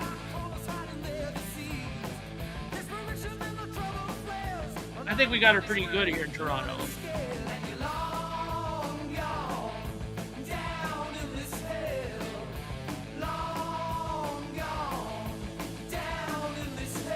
Boot Trader, this is the song I'm talking about. So good. If you're still out there. Man, I thought Toronto had the worst traffic I've ever been in my life. Really? I don't think so. Yeah, it took us hours, literally hours to get into the city proper. Yeah, but I mean, it depends when you It's so go. built up. Like, usually there's a city, I mean, I guess LA is very similar, but a city, but it just kept going of suburbs and everyone going in. It might have been, I'm sure I picked the worst time ever, but LA is horrible, man. Toronto was the worst traffic I've ever been in my life, and I've been going to New York City, like, Same here, you know, where it took hours. I've been going to Cape Cod and Boston on the weekend where you're sitting for hours. I thought Toronto was I'll the tell you absolute though, worst. I mean, I've been living here my whole life, and I've driven to Toronto millions of times, and it gets bad at times. Yeah, I'll give you that for sure. But I mean, like I said, LA was one of the worst things I've ever seen traffic-wise. Yeah. New York wasn't that bad. I was surprised. New York was actually pretty good. But, Bakersfield has no there are traffic. Some really bad. In Montreal, in fact, there were some really bad spots in Montreal going into downtown.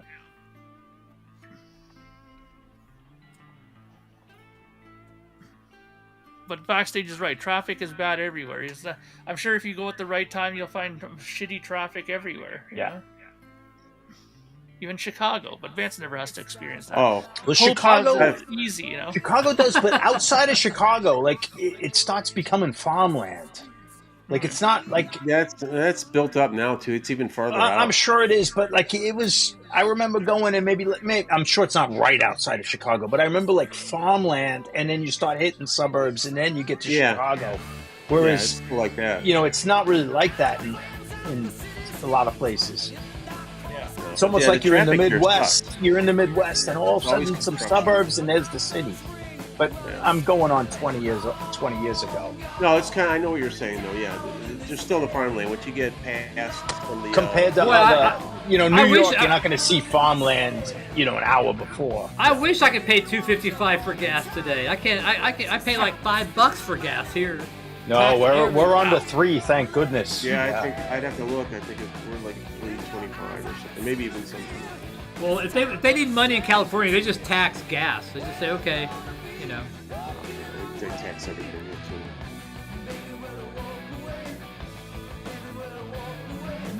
This is kind of a really dark song for them. This is a kind of a, yeah, it's definitely kind of a has that vibe to it. It's different. The last time, I think it was the last time I saw them, they opened with this track. I was so like psyched. Wow, that would have been weird. Yeah, it was awesome. Strange. Now here's George Martin. That was a George Martin right there. That's the George Martin influence right there. He's like going. He probably nodded off the whole session. Woke up, go, hey, Strings right there. We're good. All right, I did my job. I get my 3 points. There you go. Yeah.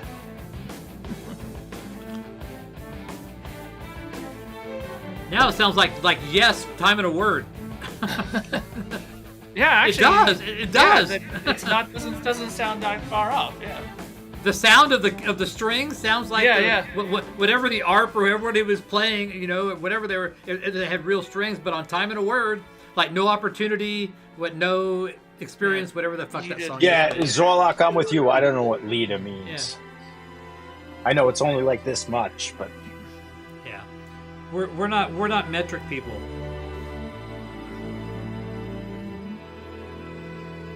Paul Chapman, I remember reading the book, and Paul Chapman, like every day in the studio, he's grilling George Martin. How'd you do this on the Beatles record? What was going on in the studio? Like, how'd you get this sound? And George Martin wouldn't give him any secrets. He's probably going, you got to go talk to Jeff and Merrick, you know, who did all the work. Yeah. You see, he wouldn't answer any of my questions. Because he couldn't answer it. He didn't know what he was talking about. Because Jeff and Merrick did everything. Yeah, and Jeff and Merrick engineered that record too with George Martin, that UFO album. So yeah, he did a great job on those records. He innovated a lot of shit on that, you know. Tying those 4 tracks together for Pepper and all that shit. Yeah. And some of the earliest like compressors and all those things were used through those guys, you know. Who is this band? Boy, they suck. You singing on this, Mark? I'm split. I split the vocals with Joe on this, and Lee Pomeroy plays bass on this from ELO and not the other bands, a few other bands. Oh, cool. So could you get Jeff Lynne to sing on a song for you? I wouldn't want Jeff Lynne on my record. Oh, okay. I'm not a big Jeff Lynne fan. Look what he did to Roy Orbison and that Traveling Wilburys. He was great for those guys. So I like that record actually. He gave them new life. Yeah, he's a good producer. I would like him to produce a record. Yeah. You know what you need? No, that's no. This is Joe. Okay. He's more nasally. You need a female singer on your album. Is what you need. Dude. No female singer. You need to go full circle, man, and fucking get a nice female singer on there, man.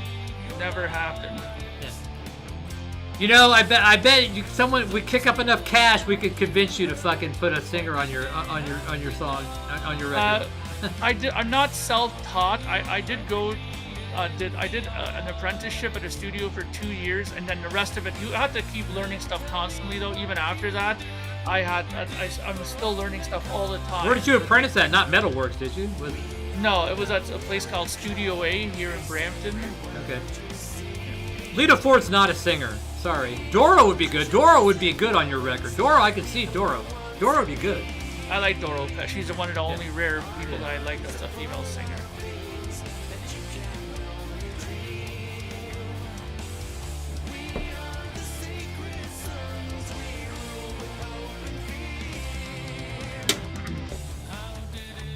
That's my voice now. Yeah.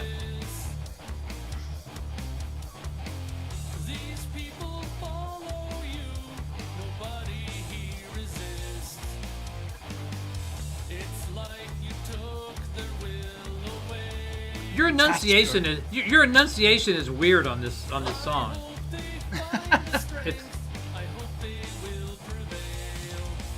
Fits though. They both fit perfectly. Thank you, John.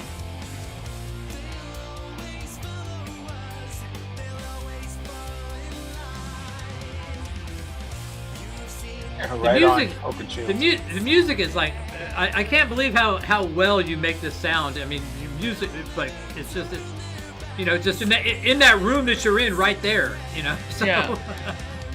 Well, it took a while to figure out the tricks and how to do it, right?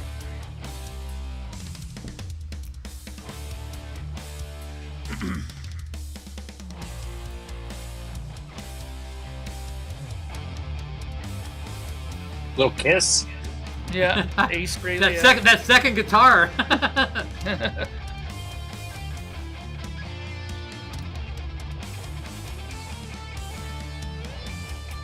This is awesome, Mark.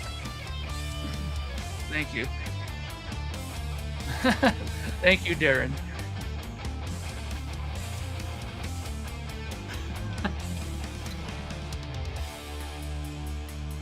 Yes, Mark tends to throw in homages once in a while, like the Yes Fragile, the Kiss here. Yeah. So yeah, he's... Well, I have no problem showing my influence. Hey, Mike. Hey, Mike. Oh, here's your Yes influence. Yeah, Rick Wakeman right here. This your little. What are you playing there? You got to get Snake to go This to here. do. You got to get not- Snake it's- from it's not- Voivod to guest on one of your songs. What is that? Are you That's trying a to? Is it Roland- like The is it like a Roland Gaia. DX7? So are you emulating a DX7 there? No, it's Actually, Voivod needs to cover one of these. This fits right up their alley in a way. Like I can Yeah. see.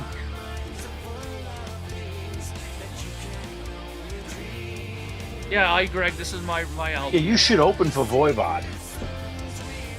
We wanted to. In my old band, we were trying so hard to play with those guys. You know. Do they even play out anymore? Yeah, Voivod are great. Yes, Yeah, they do they do. play? They're great. They're Some a few great. years ago. I know I like them, but do they even play live anymore? Yeah, they're great. They have like that prog slant metal, like that Yeah. bit, but like they still have this like thrash beer drinking personalities. It's like a wonderful mix. You know, it's They like had some- technical metal. It's technical metal, yet it's still got that like Kill 'Em All Metallica. Like we're drinking beers and we're just having fun, but it's So it's so- the craziest so- mix. So they've had some stuff reissued because when I go to the record store that I don't like to go to, they have a big metal section, but it's all uncategorized and all. You got to look through everything. But I see a lot of Voivod stuff now that I never saw before. So they've had a reissue campaign, at least on vinyl, Yeah. where they've started to put stuff out from Voivod. So. Yeah, they're really fun live, and they're really good, like professionally, like musician-wise. Chewbacca there, or whatever his name is on the Two guitar. bar, even I like Voivod. You still have to pay the penance for being so There's bad the link to- again if to somebody scratch wants record. to check out this album, and the other ones are all on that site if you go to it. Yeah, that was awesome. Thank you for playing it, Patrick. Anytime, man. And thank you, John, for the kind words. Yeah, always good. Thank you, Vance. I appreciate it. Now back into the gutter. Yes. Boy, the next, why- the whole rest of the set is like fucking just like, just John's gonna go like, oh, this is great.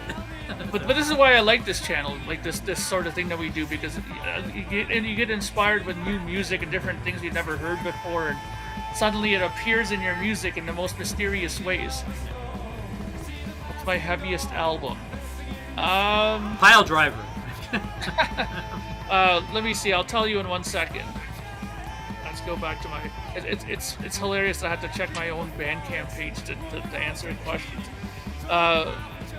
I'd say right now the newest one is The Dark Days of Yesterday is the heaviest one, but then I would also recommend What Lies Beyond. That's another one that's really heavy as well. Do you have your songs on YouTube? Actually, I have one song on. You should put them on YouTube. I know it. Sometimes you might think it's counterproductive to selling records, but damn, like everything's on YouTube. You should figure out or have something. Think about it, I don't and not think that's necessarily true. put the full album, but I don't think it's true. But I can understand. No. I did a full album. I think on my channel, I think there is a full Mark album. Yeah, that's right. Yeah, there's a full that's album right. that I played, and it's still up Yeah, there. but so, yeah. Yeah. you need it like in with the metal playlists, and you might need like what kind of lost sometimes. You know, if you're looking for metal, you put the keywords prog metal. Like, yeah, actually, thank you for reminding me of that, Patrick, because if you look on YouTube and you put in Project Gemini in the year 3073 Book 1, Patrick put side A and side B of the vinyl on YouTube on his channel. It sounds And he great. did- Yeah, and it sounds great. Patrick does a really good job of taking my albums and digitizing them. I understand you did and Patrick did, but I just meant like as the band and get it like in with those metal playlists. Yeah. I know You know, what I you're saying. could play something. I could play something, but it's only going to get my followers. But like if you, Like if the Mark band is has an Mark is official welcome to- thing and puts out, let's say, 15 tracks and it gets it in the metal playlist, it gets in with Symphony X and Queensryche. Yeah. I know what you're saying. You know, because people want to hear. Most people listen through Pandora or YouTube, and then they go research the album, and maybe only I'm curious about 2% this. actually look. But if you get 500 views and 2% look, that's not bad. It's better than. Have you compared, Mark, and what's the difference? But you don't have. But all you have is the YouTube. You don't have the actual 2496 file that I made, do you? I have 2496 files of my own, but I don't have. But you don't have. No, not you don't have my. So I'll send you that. So that's a good question. I'll send you my 2496 rip. You load it up with your. Yeah. I'm curious because I've never had anybody do that before. Don't put everything up there. Just pick your, you know. So, okay, yeah. So I'd be curious what your opinion is because I've never had Although anybody people do do that. put full album, people do have full albums up, and they put a little in the comments the break for each song. But what we're talking about, John, is we're going to find out what the difference is between his digital master and my rip of that digital master from vinyl. Yeah. So I'm very curious how that would turn out. So. Yeah, because there are. I do notice. I don't know this here, band. which is a bit different. Oh, this is. I played them before. Oliver Magnum. Yeah, you like them. So. Oh, I definitely like it. I can't believe this doesn't sound like '89. Oh yeah, Cleveland. That's the record before the latest. This is a band that missed the whole thrash metal wave and just stuck with U.S. metal. Well, they're from Wichita Falls, Texas, a small town outside of Dallas, and we used to tour with them all the time. Well, not tour with them. We played the same gig. And their manager was our booking agent. So, yeah. People train go out of Stubbsville. People train don't go to Wichita. Is that the line? Wichita Falls. Wichita Falls, not Wichita. I know, but I just think of Wichita. I think of planes, trains, and automobiles. I think of Wichita. I think of retired. Carnival workers. When I think of Wichita, I think of Manila Road. That's the greatest thing ever come out of Wichita. I think of hotels that rent by the hour and fucking retired carnival workers. That's what I think of when I go to Wichita. Doobie's Taxiola.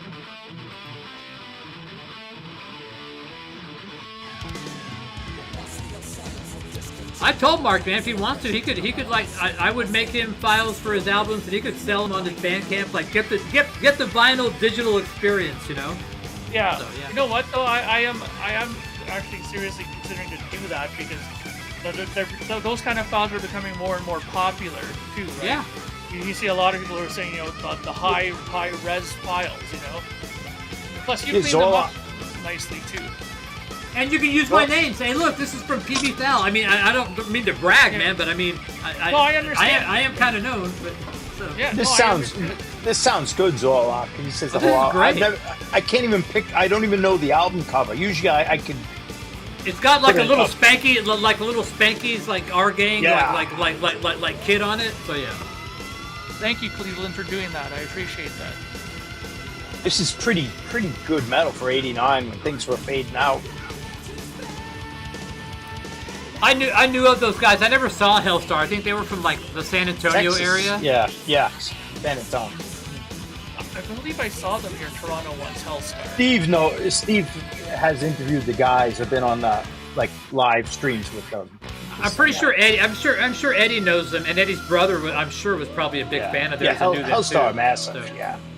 So Eddie's brother was like really well known in that whole South Texas area. Who's the singer in Hellstar again? His name always slips my mind. If it's the same band I'm thinking of. Oh, is this the same song? Why are they doing this?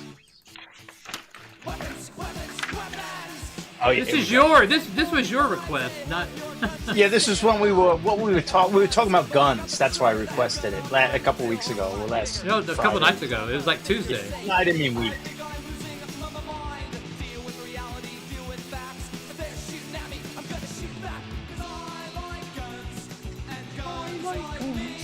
It's one of the greatest California punk records. This is just a lost album. This is just an album track, but everything is kept. So this is they're a mid-'80s band, John? Yeah.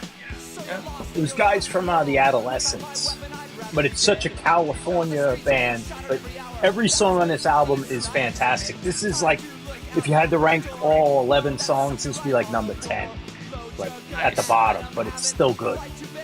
Yeah, it's pretty catchy. James Rivera, that's it. Yeah, that's the band I saw. That's here. his name. Yeah.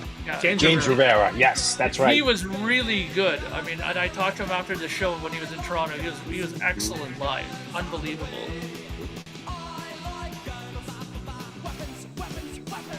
What bands? Vance, are you into this? Do you know these guys? No, I don't know these guys. You have a vast collection of stuff too, so. Yeah. This album I'll put in the top 5 California punk records. Just me personally. I have to So would a shirtless Vinyl Richie agree with that? First, he doesn't. I don't think he had this record.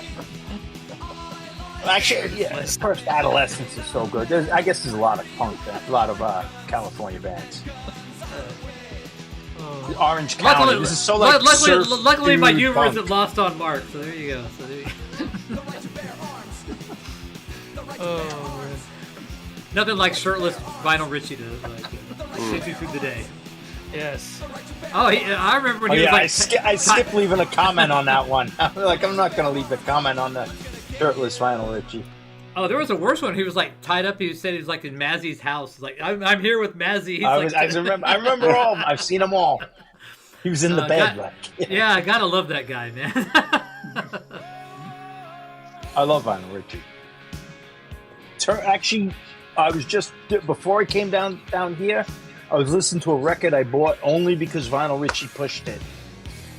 Oh yeah. Right before I came down here, yeah, I ordered it just on his word. It's so good.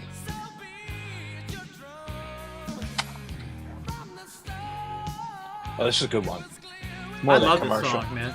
I have the 45 of this. Oh, this is the 70. This is a 45. Yeah, this is on the album too, but this is still good. You know, this sounds so more commercial sounding than what you would expect. At least This is so good. This is their most commercial record, and they put it out. They want to be Def Leppard or something. And they were better than This song's better than anything Def Leppard put out at that time. To my opinion, I love this song. This is great. Hard to beat like Photograph. That you've got to give it to them. That's a pop song. I'd rather listen to this than Photograph any day. Maybe because I'm burned out, but I think this song is structurally better. Like, personally, like you could be against Def Leppard and how I'm not they against changed, Def Leppard. But goddamn, like Photograph is a pop song. Oh, it is, but to me, this song, the vocals to me are so much better than Joe Ed's vocals. Yeah, I'm not taking the side that Def Leppard are better than Diamond Head. No way. But I don't want to knock Def Leppard. That they deserved all those millions of copies they sold to Pyromania. But if you're going to go commercial, this was a really valiant effort to go commercial. I mean, and still maintain your credibility. And this guy's a way better singer to me than Joe Elliott is. Yeah.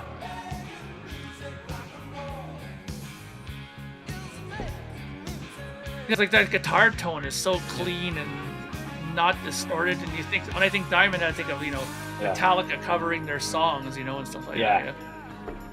First album, Diamond Head is a completely different band than the next two. Well, Canterbury's like really different. I mean, really different. Borrowed Time is like, it's got some of the stuff off the first album, right? So Vance, what's the next concert you're going to now that the whole Robert Plant thing is complete? I have tickets for All Them Witches in December, but that's about it right now.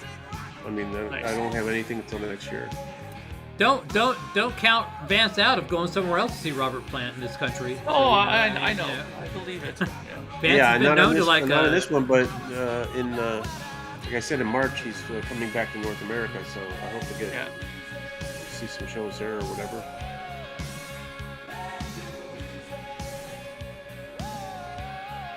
Like, this is really good. It's so different. Yeah. If you took away the name and just listen to the song, it's great. Yeah.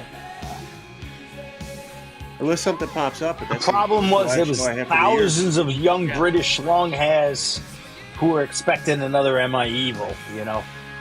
Well, there were completely disappointed. Like Yeah. the same people that were expecting it high and dry were disappointed when Pyromania came out. So you know, it's Not the same yet, thing. Greg. I have it though. I did buy it, so I'm going to be watching it this week. We've already admonished Mark already for his lack of compliance. So yes, I will watch it. As the shipping arm of Curious George Shipping, Yes. he better start watching it soon, or you know things are gonna. Mark, did you? I know you've seen it. I've never seen it before. Ace and Gene on that Don Lowe show from Australia, that TV show. Have you seen that, Vance? Yeah. Yeah, when So Gene goes, the he host, gets pissed off and he gets the host of the Australian show was from the Bronx, and Ace is talking to him, and they start like, "Oh, this is your address? I live down the street." Like, "Oh, I used to play basketball there." He's like, and it turned out they went to the same high school. And he's like, "You went to my high school?" And he's laughing, and Gene has to distract. He's so mad that they're hitting it off, and Ace under his breath is like, "Stealing the show again. Got to steal the show," and it's like. I've never seen that in my life. It's genius. If you I've watch seen it. Yeah. the whole He's the thing, jingle like the on the whole audience. relationship is encapsulated there. Gene can't take it. And then like later on he's like, he went to my high school. And he's so excited. And the guy's like, this is great. Like a guy in Australia went to his high school.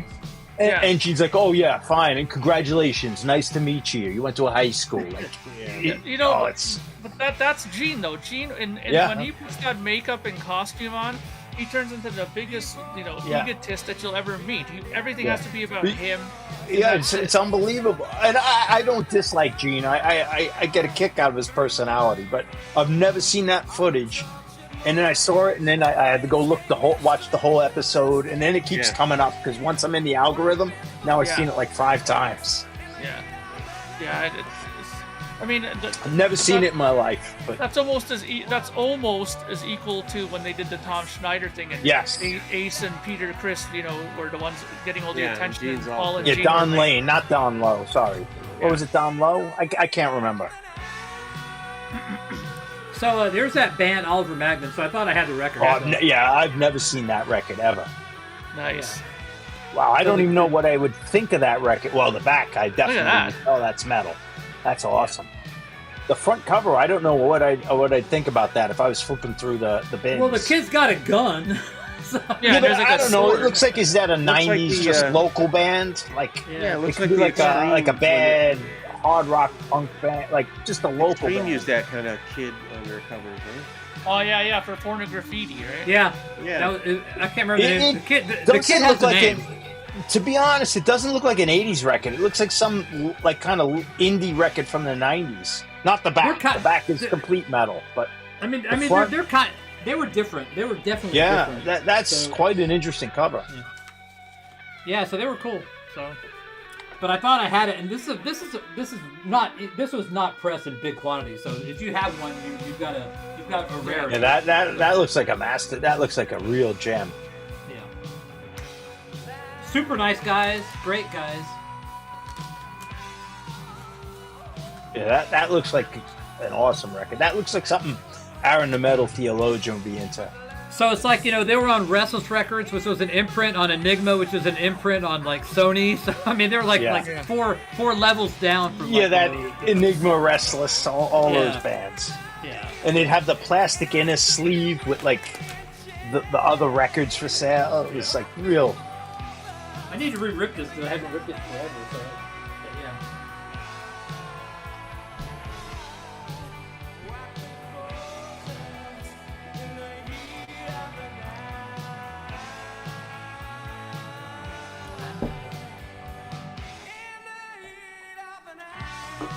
They had worse like tour support than we did, man. Their tour support was like they had like some shitty fucking like cab over like mobile home or something, that's what they traveled in. They didn't even get a bus. So it was like Yeah, I remember Restless Records because one of my friends' band, Glenn Drover, Restless re-released their early. But he was in that band. He was in that band with Tony McAlpine. He was in I think he was in. What the fuck was the name of it? Keep going. I'll find it. But. Okay. No, that's why I recognize that label We got asked a while ago, like a long time ago, to do something with them, and we didn't go for them because Glenn actually told me, he goes, steer clear from those guys because they're, as you said, they're like a subsidy of another subsidy of another I label. felt like they were more of a distribution company. Yeah, Restless, right? Yeah. Like they would just take it and send it out, but like the Enigma paid for it, or they did other bands too. I felt like because there was a lot of like punk, a lot of like, I don't know what you want to call, like not alternative, but like indie, and then heavy metal. It was all just blended together, and they just would be the company that sent it to record stores, and here's your promo to the radio stations, and that's it.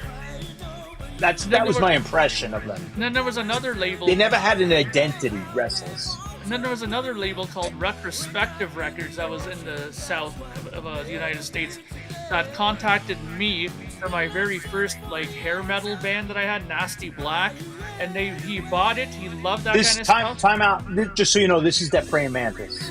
Okay, cool. And he contacted me because he heard it and he liked, and he was reissuing lots of these hair metal albums, and he made like a CD copy of our records, like legally. He paid us and everything for it, but he ended up stopping the label and he started doing that Rocklahoma festival. The guy who ran that label, so he went from a label to doing like festival organizing. So he's the guy that does Rocklahoma now. Yeah. Well, he was involved in it. I don't know how much he's involved with it now, but back when it first started, he was. See, this sounds like Thin Lizzy too. Yeah. A little bit, like the earliest singles are definitely more Iron Maiden-ish. See, what's interesting is because I found these guys under the new wave of British heavy metal listing. Yes, 100%. It sounds very more American almost, you know. Maybe. A lot of new wave of British heavy metal did have this sound. It was just, new wave of British heavy metal is just an era. It's just a location and years. You had a wide mix of types of music. It's not really a style of music. It's just, 79 to 83, these long hair bands that came out in England. Yeah, okay. So there was more commercial, there was Doom, Witchfinder General, there was Iron Maiden, there was Def Leppard. This is where I hear the Thin Lizzy, the dual leads here. Yeah, the dual leads, yeah. See, that's my mistake, because whenever I think of that, I always think they have to be like Maiden or like Angel Witch or something heavier. No. There's a lot of like AOR kind of bands, but they always had their slant on it, so you could tell it's English, and a little low budget, if that makes sense. Yeah.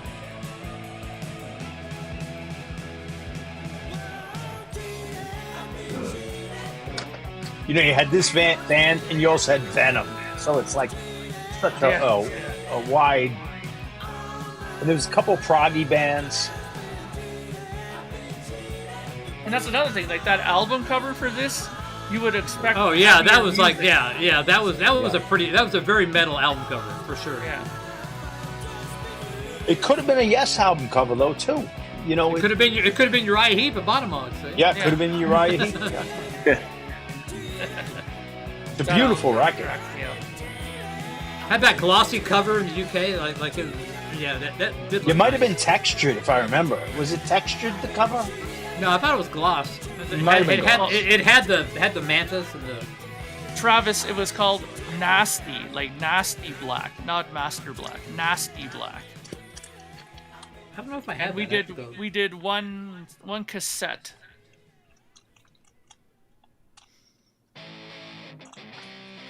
Yeah, it's not. It's just a regular album.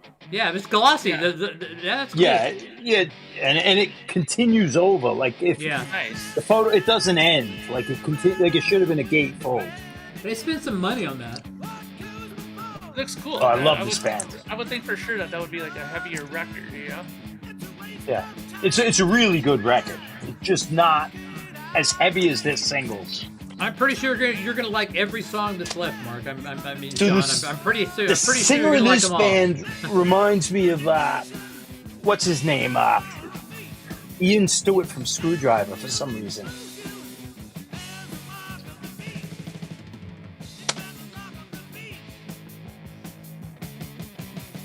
I was so happy to buy Low this single. budget, low budget. I was so happy to buy this single off you, Patrick. Well, it got a good home. I don't need, you know, Yeah. I've come to The All Riot Now song is so good. It almost reminds me of Oi music. You know, so I've come to the conclusion that I don't have to have I mean, I'm never gonna I would never have taken that 45 and put it on a turntable to play it. I have the recording of it. It's I can play it anywhere I want to, and it's kind of sad. I mean, I'm not attached to records anymore in that way, you know. So I can, I'd much rather have somebody who would like want to put it on a turntable and listen to it. Yeah, that was great. Getting this in, what was it, the EF band? Like it was it was just good. Oh, I was so happy to get OG New Wave of British heavy metal singles. It's been so many years since I've been buying I'd rather sell those and then buy other ones and keep going. And like I have a list. I want to. My goal is to do all of those ones in that the top new album singles of all time. That is my goal, to do all of them. You know, so I don't need to hold on to them. Once I get them, I sell them and I move on and I get more. You know, so that's my goal. Speaking of 45s, Vance, how's the hunt going for the Zeppelin ones? It's kind of stalling because of the whole shipping stuff from Europe and Japan. You know. But records are exempt from tariffs. Yeah, I just found that out. I found out at the post office because I was asking about sending my CDs over to Europe, right? Yeah. And they're saying that has no impact on it, all those things, because that's only qualifies between United States and foreign countries. Because I'm in Canada, that's the reason why it's not being an issue for me. Maybe because you're in the US, they might have a little bit of a different opinion of it, but you know, but you should ask them. Some people might not have an issue with it, right? Yeah. Yeah, Travis, there was a Black Nasty. I remember once on, of all things, what was that name of that other that thing that they used to have on the internet before Bandcamp and all that stuff? Oh fuck, what was the name of that? I know what you're talking about. You're talking about I know exactly what you're talking about. CD Honey, CD Bunny, CD something. It's CD something. Yeah, it was something like that. They had you could find all these other bands on CD there, Baby, yeah. CD Baby. Yeah, that's it. And MySpace too. They also had. Oh, well, MySpace was like Facebook. Yeah.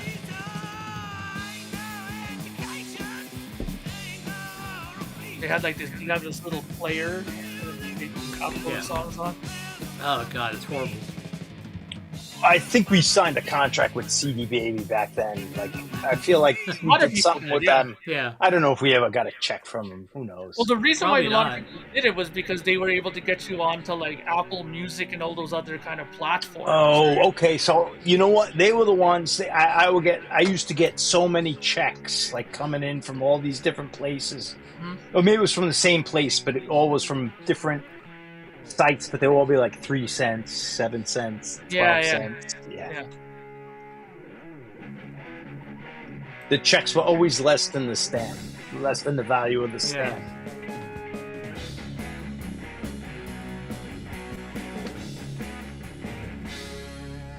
Oh, Black Ice, it's a killer. Me and Sarah to this day, anytime we hear someone mention Black Ice, or if I'm at work and someone mentions Black Ice, I say it's a killer. It's a killer. That's like an in-joke. In more ways than one. In more ways than one. I can't say... watch out for the Black Ice. It's a killer. For years we would just say, it's a killer.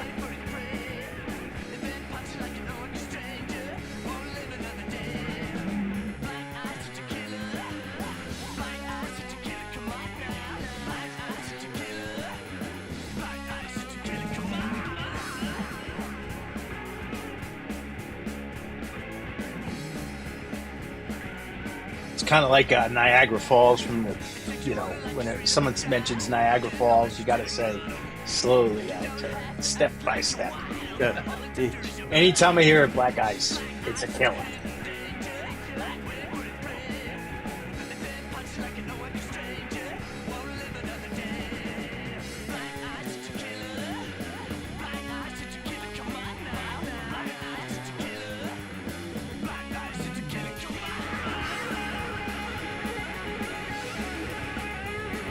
Another Lord of the Rings inspired band name, Aragorn. Yes. Aragora. Oh no, it's not. It's Aragon, but it was spelt because they probably didn't read the book very well. It's misspelt, but you know, when they came up with the band name, they probably didn't have the book to reference. These guys were young, like they were young. Like, it's worth showing. Aragorn is right. It's not Aragon, it's Aragorn. I feel like it's misspelled from the book. No, it's not. Aragorn is correct. Yeah, it's Aragorn, not Aragorn. Yeah, it's Aragorn is correct.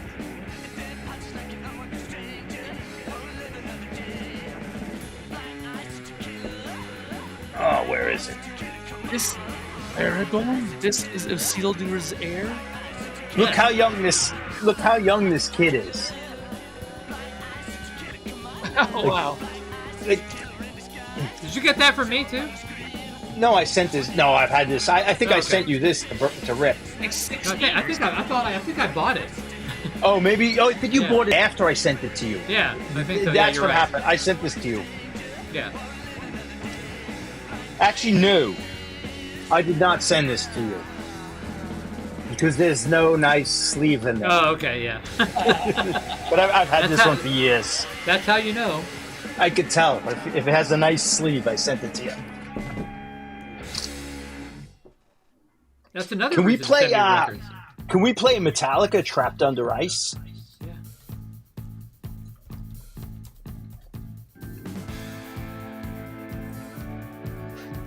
This is another. Okay, great I'm gonna song. head on off, guys. I gotta get up in the morning, so I'll talk to you guys later.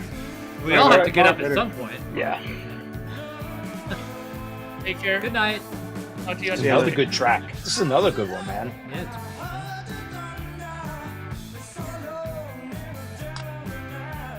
Which version do I want to hear? I'll go this one.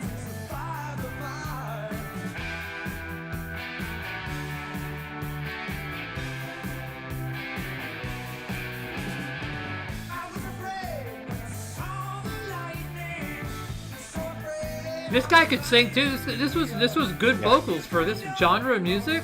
Yeah. This is a great track. I learned about this. This was those original Japanese CDs that came out of the new wave of British heavy metal. They're bootleg CDs. That's where I heard most of this stuff years ago. So this was kind of accessible, you know, and this is almost an accessible type song, you know, that could, had like a nice chorus, it's got like a rainbow thing. It's got a Thin Lizzy thing. Yeah, I mean, it's got a hook, you know. Yeah. Phil Mogg nobody sounded like Phil Mogg. No one's ever, to me, ever sounded like Phil Mogg. I mean, he's not a great singer, but the way he phrases things is completely Phil Mogg. I picture a little boxer when I picture Phil Mogg. Rough and ready. The words rough and ready describes him. Although when he ends some of his words here, I can hear Phil Mogg. When the way he ends some of his words, like on that last verse, sounded like Phil Mogg. And there would be no doubt that this band would be totally in love with UFO. Yeah.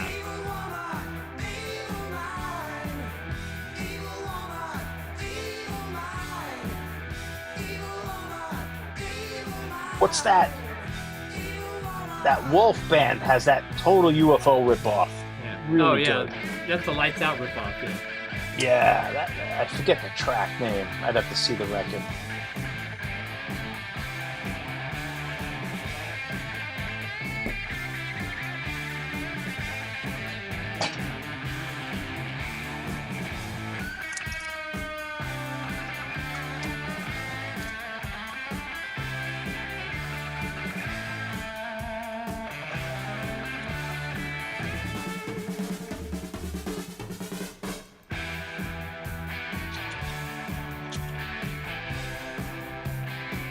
I don't know how much time we have, but I think the song is Too Close for Comfort by Wolf.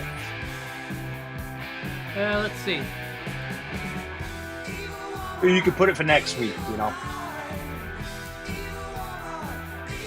I have it. Yeah, I know you have it. I didn't know if you had time for it. And I'm 90% sure that's the track I'm thinking of.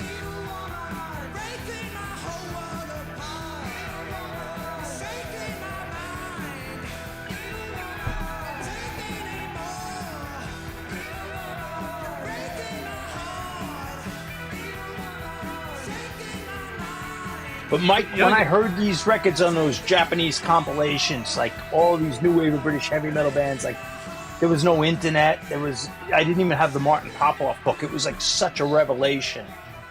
I only knew like Maiden, Saxon, Angel Witch, and Girls' School. Like all these bands, it was a big wake up. This is another band that's really good, almost commercial, right here.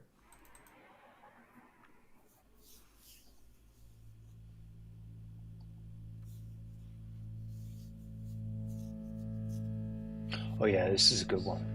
World War One.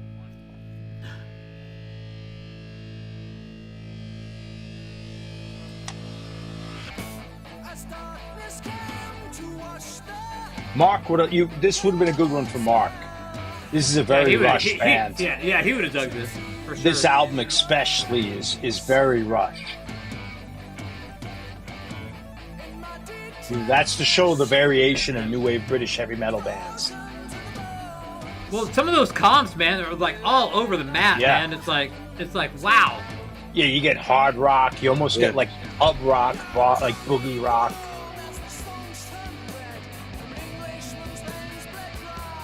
This album is very Rush-like. What is it, like Fire Dance? That's the name of the album? Fire Dance, yeah.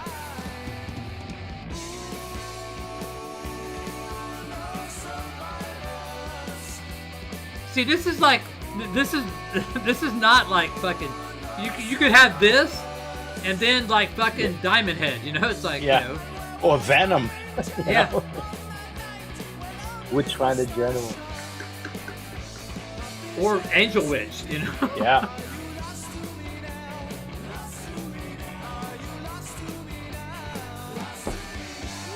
Is that a W riff sticker behind you, Van? Yeah, WRIF.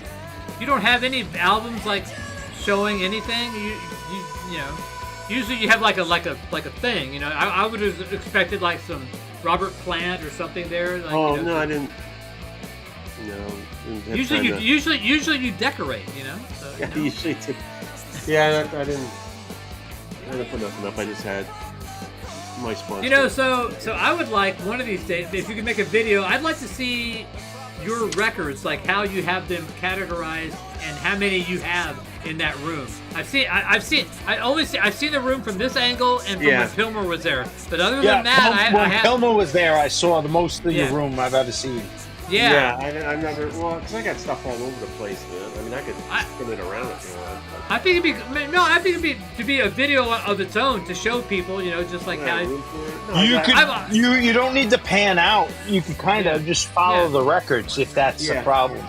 Yeah, I mean, I have two. I have another one across. Right, I'm looking at. Yeah, this is great, Jens. This is probably like closer to you than to me. So, this single is great, but the album is more Rush. I think the single's better, but you know, one thing I'm really interested in lately is like how people categorize their records. Like, like how do you categorize your records? Like, do you go A to Z and then like have, you know? Mine are A to Z pretty much. I have jazz and country broken out in two crates over here. Yeah, so I've got jazz here. I've got like 12-inch singles. I have like new reissues, and then I have my A to Z's. So you know, everything's pretty much A to Z outside of. Mine's all by genre. You know, yeah, but how can you do by genre? Because some bands like transcend genre. It's very tricky when you get into power pop, punk, pub rock. That's messy, and it goes by how I think of the band. So, do you have your own records, and Sarah has her own records in the space? No, Okay. No, they've been combined since we met, pretty much. Are you in charge of cataloging, or is she? You know? I have some radio. I don't know. Sometimes I ask her. I say, "Where's this single?" You know, she said, "Oh, check pub rock," or you know, and she'll call me and say, "Where's this record?" Because she's as hardcore as you are, so you know. I mean. She doesn't buy as much anymore. No, but she knows as much. She used to, but yeah. Oh, she knows absolutely as much. Just different stuff, you know. Yeah. We're the Venn diagram where we connect in the middle. I like to get them, but I think if you go to my channel, do the search, if you just type in radio, that video will probably come up. want my records back. So yeah, no, I have, this is a 25 cuber. I have another one I'm looking at on the other side. I'm out of, I mean, they're packed, you know. So I got like the mic. Yeah, I know you had crates on the floor, but yeah, I didn't know. I didn't know what your sorting mechanism was. It's it's A to Z pretty much. But like jazz country broken out. The classicals in the other room. My soundtracks are in the other room, and comps in the other room. How many classical records do you have? Just like that. You know. Really, that many? Wow. Yeah, I know they're paid for them. I have a few classical. But then you know my soundtrack are in the bedroom. How many bootlegs do you have? Jesus, dude. I mean, I don't know, a lot. I mean, just Zeppelin alone will cover at least probably 2 of these cubes. Well, 2. You know, that's what my life has become. Is like counting in cubes. I'm sitting here like I'm going to build an addition to my garage, and I'm literally living in counting of cubes. Like, how many cubes do I have? How many do I need? You know, so yeah, like life is cubes now for me. Yeah, I have those separated mix. I'm thinking about breaking out the blues stuff and put them in their own thing. But I like browsing through things. Like, I'm in the mood for blues. Yeah, I don't want to have to look, because then I'll miss things if they're alphabetically. I'd rather just flip through. I didn't think you had that many blues records, Vance. I mean, I just didn't realize you had that many. You know, so how many feet? Well, I mean, you figure each cube is like probably 1.5 feet. Yeah, you know, 18 inches. So about, I'd say like 50 records in a cube, give or take. Yeah, 50. That's what I calculate. 50 in a cube. You know, like, you know, depending if they're double or not. You know, 50 cubes and 50. That's like 2,500 records for. Yeah, I got. Well, according to cubes. Discogs, I'm at like 3,500 or so, give or take. I think I have like but that's also including this. No, the singles I broke out on the category. So I probably have 8,000 records here. So. Yeah, it's like. But I bought a collection of like 2,500 and another collection of like 1,500. So 4,000 of them were collections that I probably have more though, because I have a shitload of cubes here. Yeah, I probably have like 10,000 records honestly. So if I got to think about it. So I've been trying to purge a little, you know, pulling stuff out. But then I have like at least 4 crates full of doubles and things to give away or sell or whatever I'm going to do with them. Yeah, I'm pretty much out of doubles. Randy sent me a bunch of records. I don't even know what I'd send them. I might have to buy something. Not that you have to, but like a. So I've started pulling stuff. Like, I've got like a stack of like Pink Floyd, the 2016 reissues that I bought, and like the Dire Straits lo-fi bullshit, that kind of stuff. I've started pulling it. Like, I'm gonna get rid of all that shit, all that reissue stuff that I don't care about. I'm just starting to like purge that and get stuff, you know, that I'd rather record and then like keep the cycle going, you know. So yeah, that or just, you know, I have like albums that I know I could probably pick up. Am I really listening to them? You know, nothing I get rid of, I can't find again. Almost nothing I can't find again. Yeah. Literally, other than like Paul McCartney Ram in mono and shit like that. You know, other stuff like 38 Special, anything like Blackfoot, I can find that again easily. You know. Yeah, that's what I'm looking at. I'm looking. Yeah. I mean, I just came up because I was putting some of the new albums of Robert Plant in there, and I'm going through them. Like, I pulled out the Planet P album, and I'm like, I don't. Tony Carey. You know, I have that record. But somewhere. I'm like, is it something? Fine Day. There's a whole slew of Planet P. I don't need that record. No, I know. There's a whole I mean, slew that's of why Planet I P have records. It, but I'm like, well, I just have the one, but yeah, you gotta have Fine Day. You gotta have Fine Day. Yeah. My records are pretty good. Like, not for you guys, but like to me, most of my records are good. I really don't have a lot of filler. So I'm kind of happy about that. And now that I buy more online, everything's like specifically picked out. Yeah. Sometimes the singles I'll take chances on, and there's a lot of mediocres, but pretty much every record I pick out. Hey, Paul, is this the song? Let me see if this is the song. This is what you requested. Yeah. No, I'm just trying to remember which is the UFO one. This is it. Hey, Paul. Totally UFO.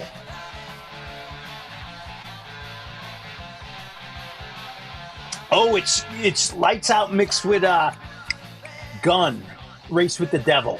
That's Oh, what it okay. is.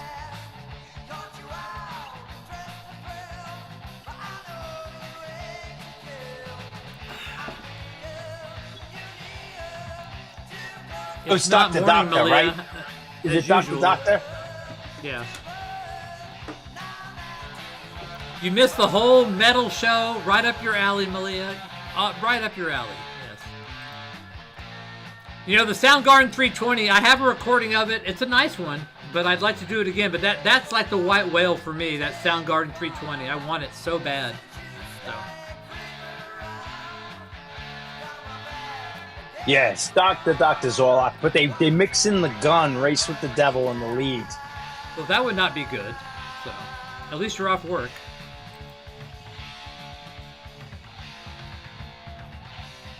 There is a Metal Church song coming up, so to make you feel better about not offing yourself. So. Oh, you got a boot 45 of that. I will get that once. Oh, I saw that with the split with the Hunters. Yeah, I've seen that. I was against buying that just because I may want to get the Hunters one day in my life. I've seen that boot. Awesome.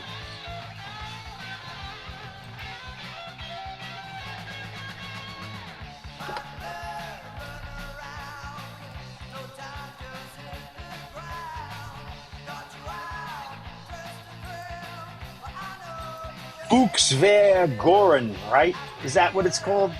Paul, 𝐷𝐴𝐶𝐵𝐴𝐺𝐸. 𝐷𝐴𝐶𝐵𝐴𝐺𝐸, I think, is Fox on the Run. By Sweet? By the Scorpions. Oh. The Scorpions covered Sweet. Really? When they were trying to make money, yeah, they were like doing the sound-alike thing. They're under a fake name. Well, at least you burned some calories. Yeah. I may make a video. I was thinking I have a lot of sound-alikes, like the cover bands. You know, the bands that do, you know, like they do like the top hits and just make-believe bands. I have a lot of those records. Well, I mean, like Phil Lynott and Thin Lizzy did a Deep Purple tribute. Yes, type they thing. did. Exactly. Yeah. I have it ripped somewhere. Yeah, I have that on a burned CD. A buddy lent me that from like a Japanese bootleg. I played all good stuff. Yeah, you should have been here. It was an epic new album night. So, yeah. All heavy metal, all good heavy metal. Not a bad track tonight. Not that there ever is. No. This is another great record. I did my homework, you know. 𝐷𝐴𝐶𝐵𝐴𝐺𝐸. Sorry, thank you. Are we gonna get in trouble for like saying that Jawohl? No, that's Jawohl? Fox. Okay, Jawohl is like Jawohl. That's Fox. I used to type. I mean, I haven't in a while, but I used to look that up, and the only thing that came up were like these like German paintings of fox hunting, like on eBay. Yeah.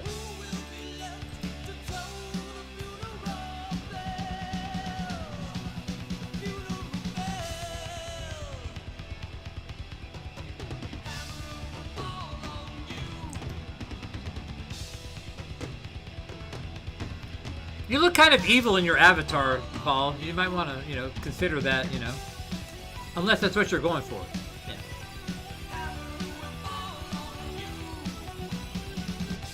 Yeah, no one did. They wanted to keep it hidden.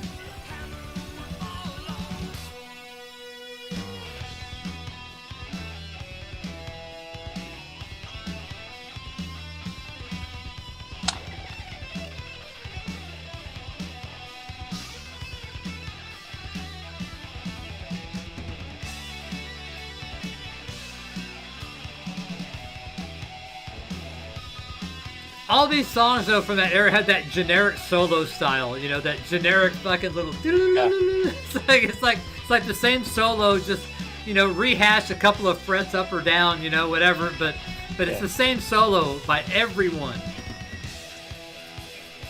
It's like it's kind of like, you know, the family tree never separates too far, you know. It just kind of only goes so far, and it's the same thing, yeah.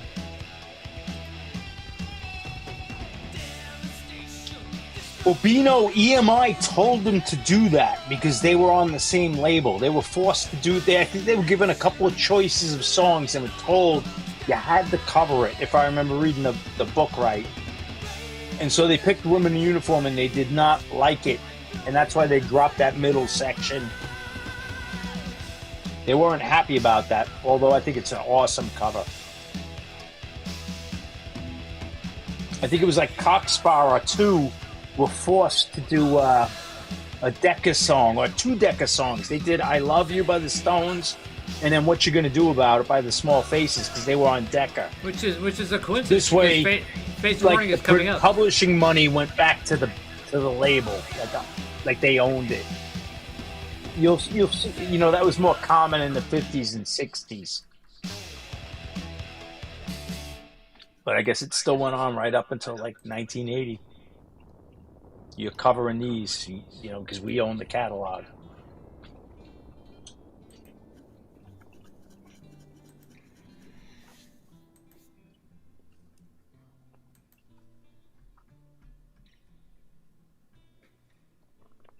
Of course, I gotta like include that little like acoustic interlude, like the.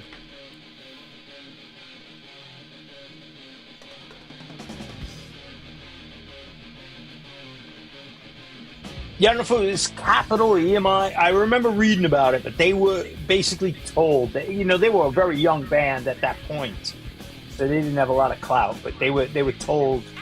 I think they were given a choice of 3 songs, if I remember. But there's got to be other Iron Maiden fans who know the details better. Ed would probably know. Ed would know. Yeah, but they weren't happy. I know that. At least Steve wasn't happy.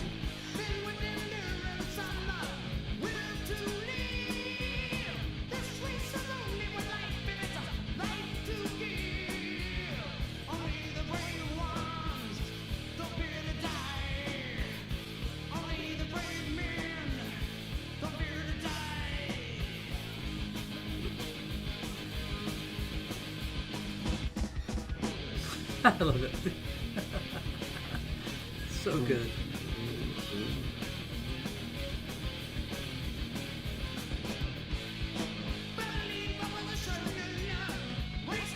This is like a different metal church than what, you know, became Metal Church.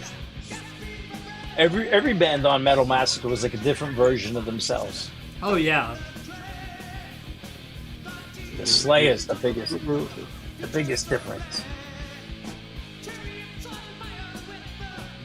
There's Early Trouble on one of them. I think Trauma with Cliff Burton's on one.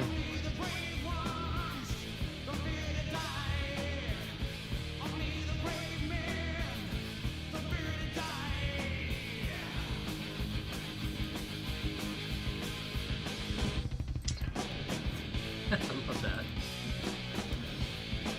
Worst drum sound ever right there.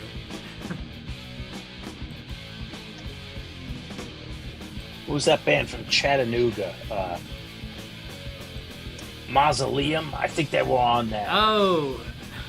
I think it's Mausoleum, and they were on one of the metal. It's real primitive. It's awesome. But their record was different on Metal Massacre.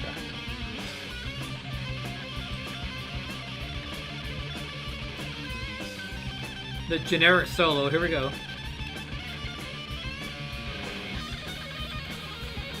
We're gonna extend it one more bar. That was a cut. We're gonna extend it one more bar. That's what I mean. That was a exactly. cut. They added, it was. They just said we're gonna add more. Yeah, totally. Well, what happens is that he probably took 5 different solos and they edited the best segment. Yeah, that was obvious. We could rewind it. Yeah, I mean, a lot of bands did that. That was great. That was a clumsy cut. Hold on. Here it comes.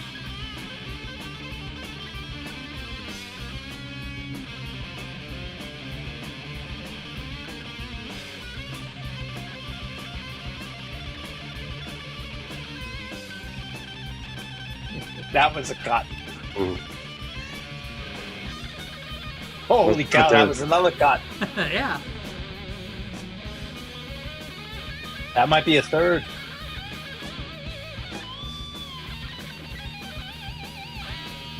Nobody's hating. It's fucking hilarious.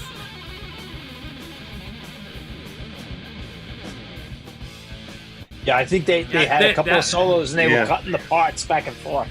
But the last bit right there when they cut back in, it's like it did not fade in at all to after the bridge. It's like just boom, let's go. Yeah, it's hilarious. Yeah. I mean, Pink Floyd, like a million bands did that. They just would have professional guys splice in the tape on the angle. That was totally a tape those cut. Were like were like cut like this, where you're supposed to slice like an angle so they fade together. That's pretty amazing though if they could do that shit, man. That is like absolutely stunning. Oh man, that's a lot of work.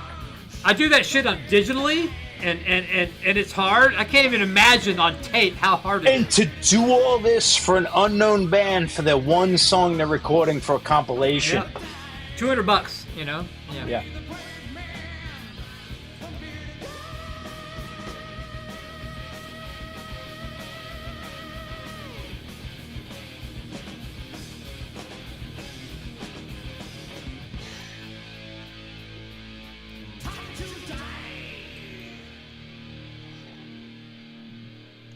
Did not sound like Metal Church. Time to die.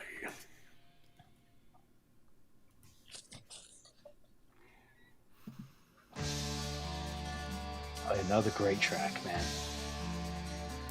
They're endless on this.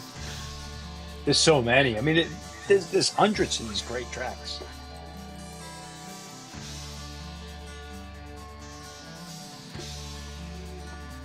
I mean, I've tried to splice like reel-to-reel tape of my own. That is so fucking hard, man. I can't even imagine the pressure of like doing this shit for like a real band. It was hard for me just to do it for like my own little quarter-inch fucking reel-to-reel, you know. And it was overdubbed guitar solo, so you know that rewind the tape to do it again. Yeah. Like you know that you hear that sound. Here we'll go back again. I know that feeling. All right, another take.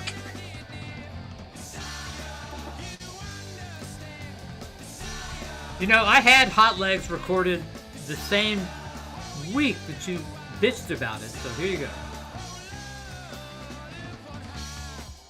Yeah, I'm sure it's easy for people who do it, Cleveland, and you know. It's their job. I mean, they had the cut tape. Even if it wasn't for a solo, you had the cut tape. But how would you know where to cut? So, I mean... I guess you slow it down. You control the speed. There's some really good ones, like famous ones in rock and roll history, if you're curious. I think Crimson and Clover, they put in a whole different section. You can hear it. There's a Ritchie Valens where there's a clumsy tape cut, like on a... I don't have the band. It's on what's the Zeppelin song that they ripped off Ritchie Valens on Physical Graffiti?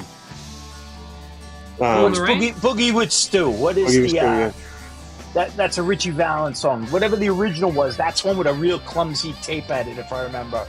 Norman Petty did it. Darren would know if he's here. I think it's that song, but there's certain ones, but you hear a million times, but as soon as someone points it out or you hear it, then you can't get past it. Like, oh, that's awful. But Crimson and Clover, they did. I think they put in like an organ part or something. I know for a fact there's a video where you show a Led Zeppelin album, so I know you like Led Zeppelin in some respect. Yeah, she hates Plant's voice. I've seen her on video with a Led Zeppelin album. I think they just enhance it. No, but it's the same song. It's on Physical Graffiti. No, I know it's the Ritchie Valens song. Actually, it's just kind of like the recording of it. Like, yeah, I know what you're talking about. I don't mean rip off like there was no. I was referring to Malaya. Yeah. Your comment. Do you own Melancholy? Yes, I have the Melancholy and Infinite Sadness. I have the originals of that, I think. No, I think I saw that video recently. So, yeah.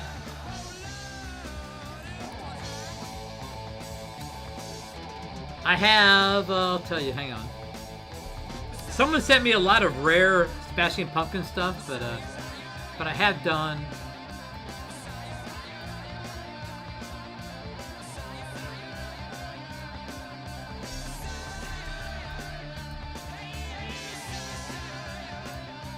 I had the original Hut and the UK. So I've done the original Hut and orange vinyl and the UK. So yes.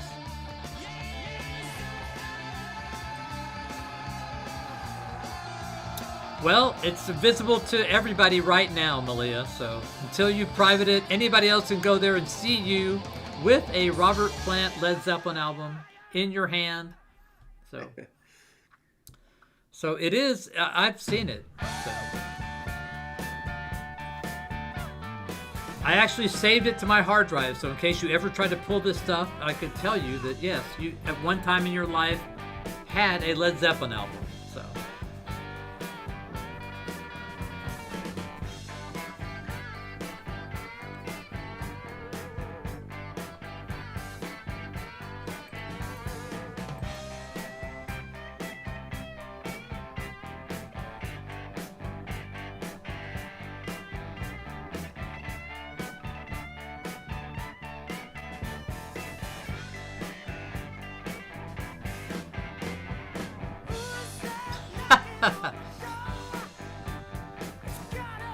I don't think your pissing had anything to do with it, Dorothy. You're okay.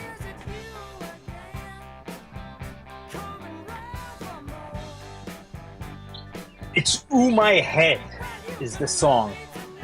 Yeah, Vance, Darren not brought it yeah. up. Oh, Darren did he mention it? Okay. Oh, okay. I missed it. But yeah, I think that's the song with a really bad splice. The original.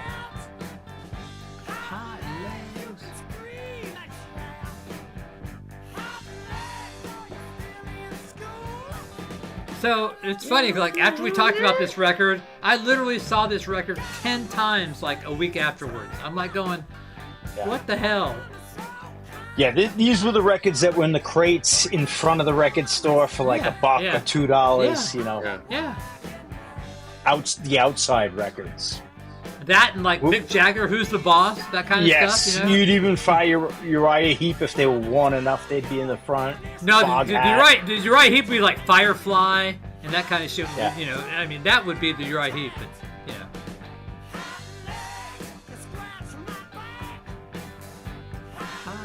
Bachman Turner Overdrive for the Canadians. They'd be out best there. of so far. Yeah, best of so far would be in that bin. Yeah, and the self-titled that you turned it. Well, actually no, because like the first record I don't know if that Metallica. Yeah. Yeah, I don't know if that one was really big in America. It wasn't popular at all. But all BTOs were in the dollar bin, like best of and ride and all that. And shit. a lot had to do with like who was working those used record stores because they were like more hipsters. So like that 70s hard rock was just crap. That's true. Like I remember Good night, the Brian. attitude. Thanks for hanging, man. Good night. Yeah, man.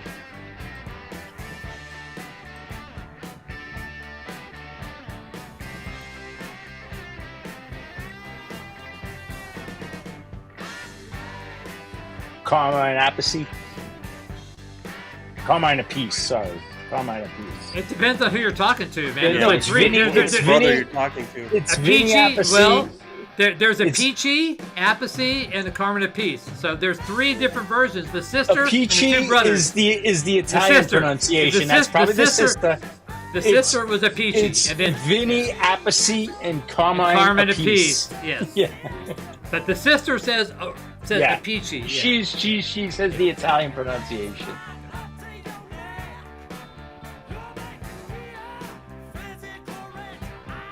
I could be Connor. I could be whatever you want, Connor, I feel like I'd be like in some sort of cabin in the mountains, like with cargo shorts. I don't know. Can I? A Subaru.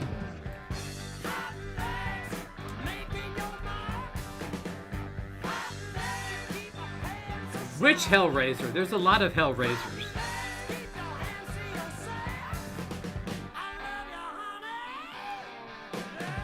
You mean by Raven? It means by the sweet. No. No way. Hellraiser. Well, there's a LA Gun song that's called Hellraiser she might like. There's an Ozzy song called Hellraiser for sure. Which Hellraiser do you want to hear, Malia? Warlock. Warlock, interesting. Okay. Actually, it's Doro, not Warlock, but I get it.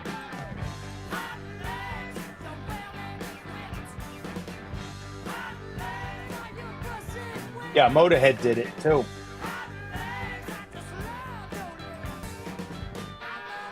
Abominog's a great record, but it's just like false advertising, you know? Yeah, it's an AOR record. It's like completely AOR, but it's great AOR. So yeah. Doro That's the record. and Warlock That's the are not the same record Trevor Boulder stepped out of the band for. Like he was in all the records before and all the records after till he died, but he stepped out for that one. Yeah, well, Ken Hensley owned that record. That's why when he went to Blackfoot, you know, he took that whole style over there. So yeah.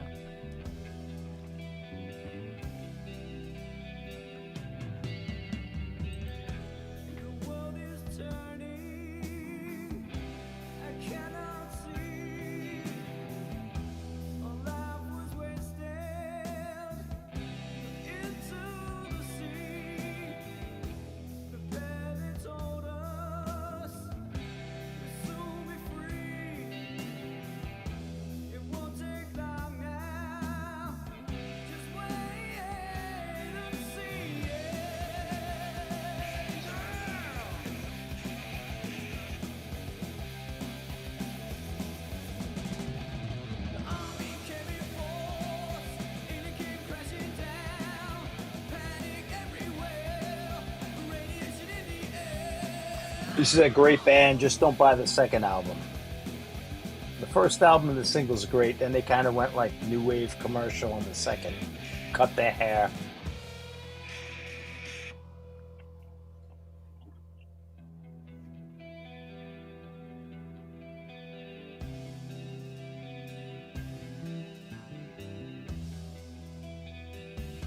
Bryan Adams is a big metal fan. I just saw him on Instagram hanging out with Richie Blackmore. Richie Blackmore went to his show and they were taking pictures with each other. But Really? Bryan Adams, huge metal fan.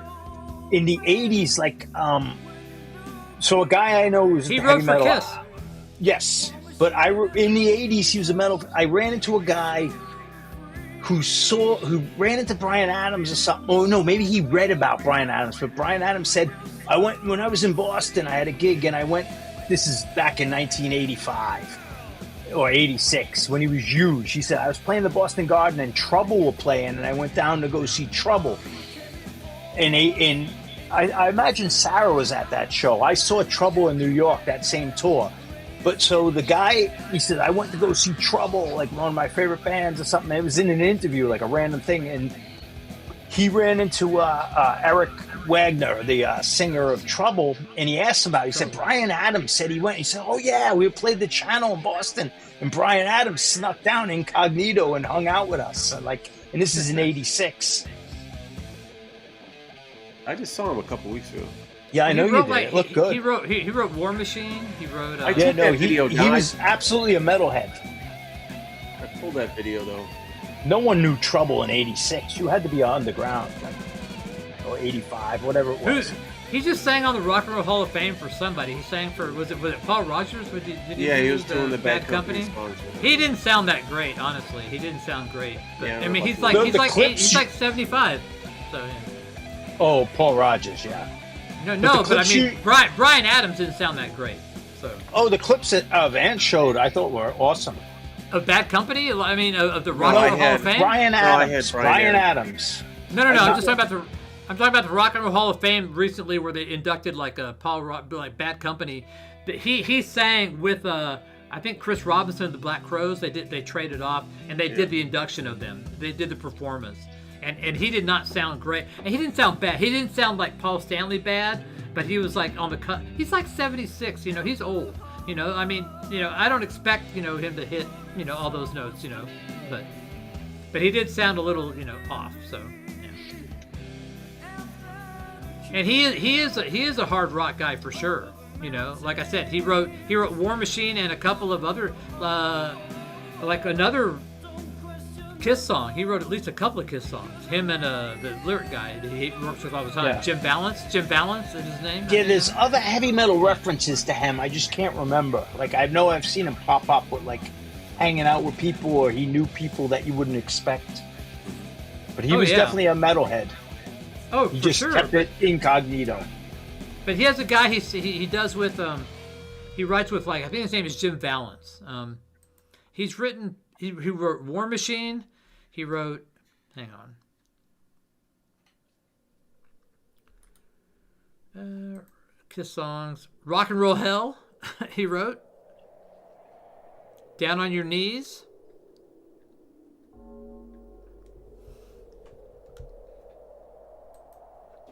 Well, he joined Sweeney Todd. He replaced Nick Gilder, if I remember. But he might have been in that was more glam, kind of hard rock. But he probably was in something in between that and then when he went solo in the 80s. Doro. Shortest hot chick in rock, man. She is like 4'11", but she is absolutely stunning. Nice lady too. Super nice lady.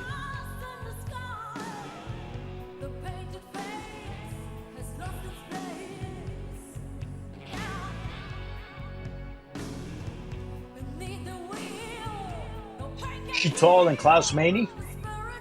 Gave her life for rock, man. Didn't have any kids, man. Just like said, man, I dedicated her life to fucking rock and roll, man.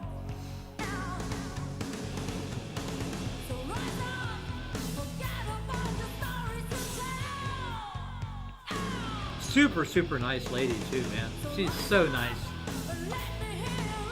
I know you're giving all these compliments to her, but this might be the worst of all the Hellraisers we mentioned. Yeah, well, I didn't pick it, but yeah. That wasn't my song. No, I'm kind of making a joke, but you can blame Malia. You can blame Malia for are better than this one. For this, yes. Malia was the one who chose this, so you I can got deal no with problems her. with. You can deal with her ire and like vitriol. I got no stuff, problems so, with Doro. No, She does, she's flown the flag. like- She's flown the flag forever. So She does Lighter Shade of Pale cover on this record, right? she's a great lighter shaded pale. It's I on think this one, right? record. Is it? Or I don't know. I'm asking. That's how I remember it, but No. Yeah, it is. Yeah, it's right. It's the opening track. Sorry, I was bad. oh, Yeah. okay, it is on this Yeah. one.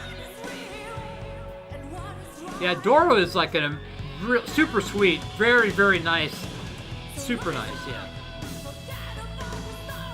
Was she at Den Bosch? I don't know.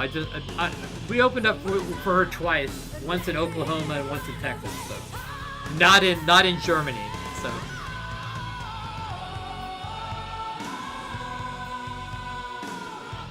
I got a vibe that she might have liked me a little bit, but I could be wrong. But yeah. Oh, there you go.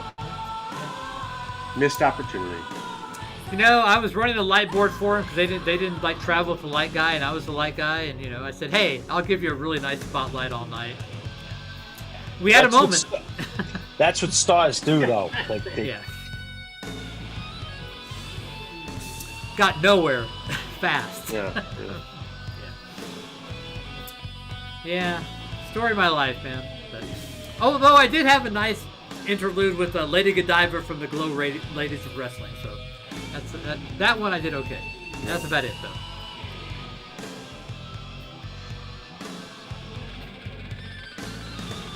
This is going nowhere, huh?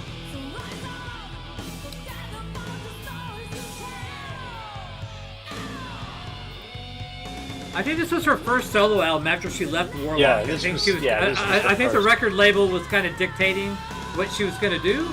So It's a good record. I remember this being a good record. I just don't remember this track.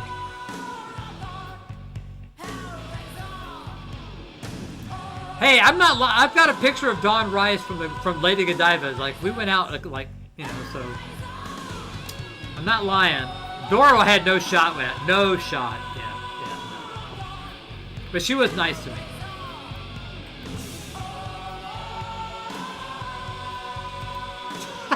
Yeah, right. If it's in 4/4, I bob my head. It doesn't mean it's good.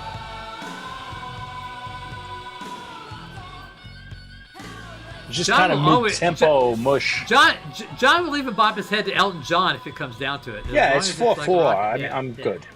Yeah. I mean, it's not terrible. I'm not slagging it. I'm just making an observation. I like the album. I'm not going to get rid of it. I like Dora. Can we get like a metal seal to like play some Riot maybe?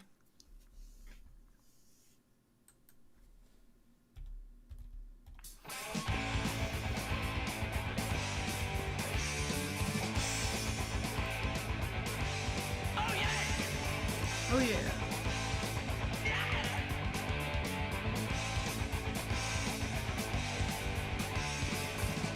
Help me, protect me, get me out of this place.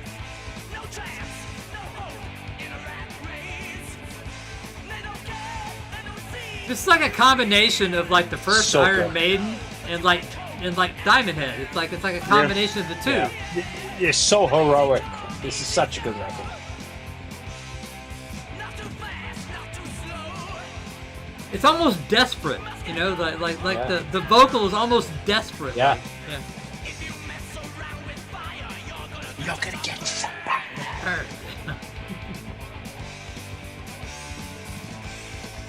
The guitars are so good. It's like Well, the guitars are pushing. Yeah. You know, they're leading the drums. Like the drums almost playing catch up. Listen to it.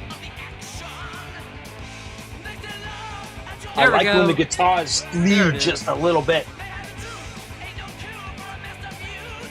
Oh yeah, no easy come, easy go. Not too fast, not too slow. Try to get up, but you pull back down. If you mess around with It's like the drummer has leashes on the guitars and he's holding them like, and he's losing the battle. yeah. I mean, they're really like going in, like the drums like They're like holding going, them. "Fuck you, Like, dude." I love that. You don't ever want the drums to be on with the drums or slagging behind, even worse. I mean, unless it's like kind of a groove thing, I guess. I shouldn't say never. There's different styles of music, but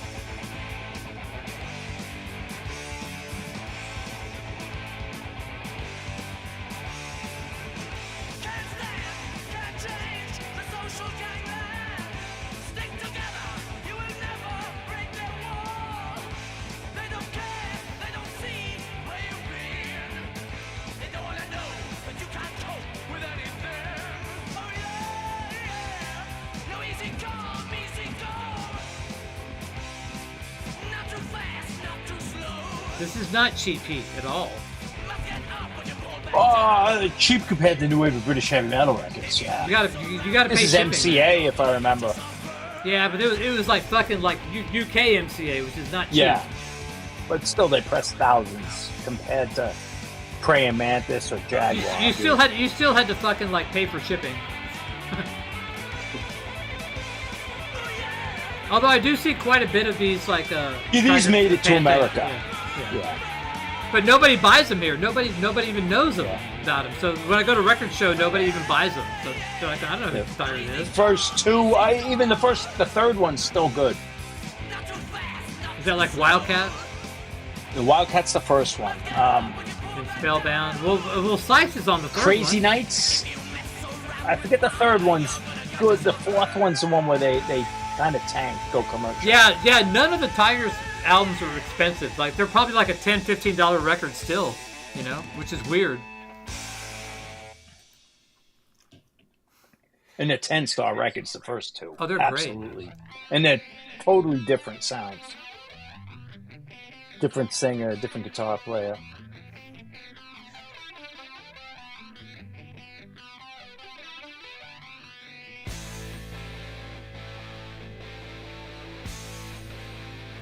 God, what a criminally underrated bands of all time, man.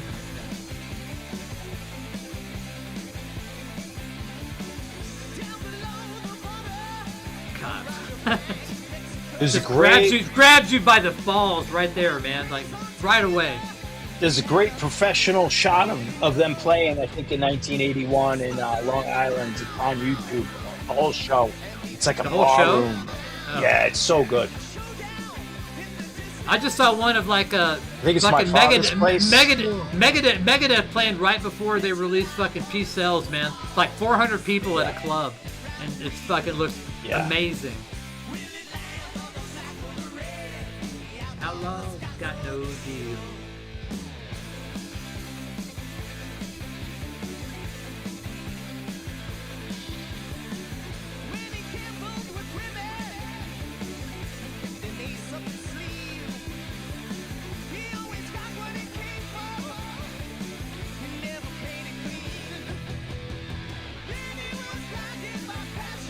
So you've got like both guitars and this other like kind of like just like muted notes on the left channel. And it's like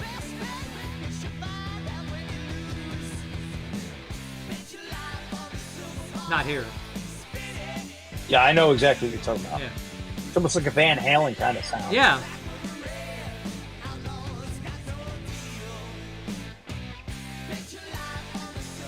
Great hook, great chorus. Yeah.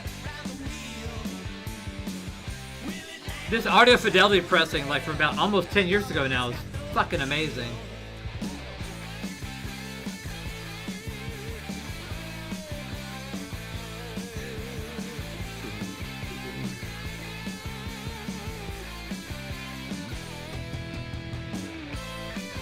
Now the double lead. Here you go.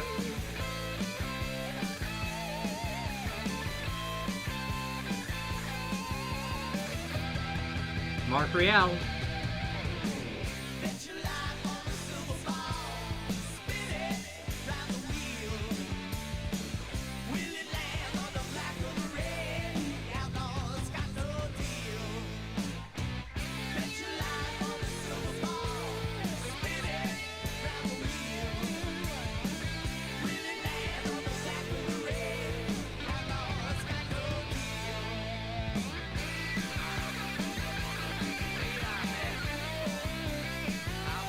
So good, man. Yeah, it's a perfect song.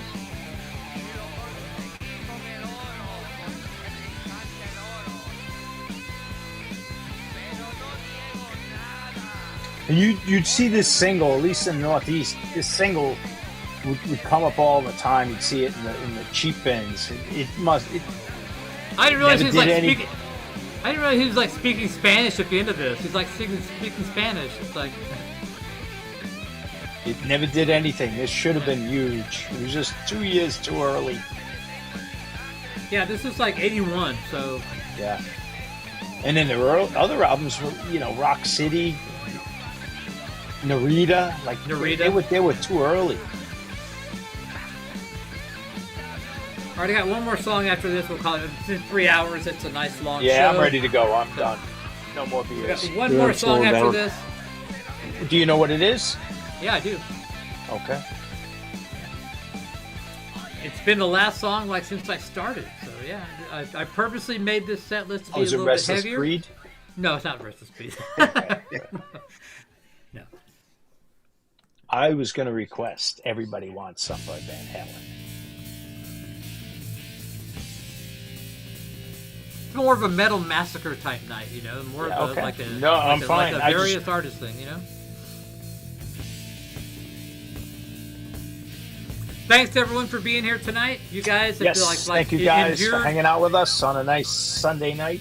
endured the New Wabum Metal Fest, as we like to call it. I enjoyed it. It was a lot of fun. So going through that stuff, going through all those various artist comps. There's still like a ton I didn't even get to, like Rock Stacks and fucking Irish metal, all that shit. Yeah. I didn't even get to look at those yet. So yeah. Thanks, Mike, for being here. Zorlock, Malia. Yeah, that Irish metal one's hit or miss. There's a couple good tracks on there, but Kent Rocks. I've got that one too. oh yeah, that's another. That's a lot of new wave. That's a local comp. It's not a heavy metal comp. Cheers, Oak Shields. Have a good day. Cleveland, Have a good weekend. night. Cleveland. Hopefully Mike, we'll see y'all. Zorlock, We'll see y'all Tuesday. Malia. I don't know Yeah. what we're gonna do Yeah, Tuesday, but Tuesday. we're just doing stuff on Tuesday. Whatever. And let me know. I'll send you Vance. I'll send you when I'm going to be in Dallas, and you can Yeah. yay or nay. David. Probably, like I said, earlier in the month, and then I'm going back. I'll be down there twice. Yeah, they close like early though. I mean, you know, that was. Thank you, Kieran, for hanging with us. Bino.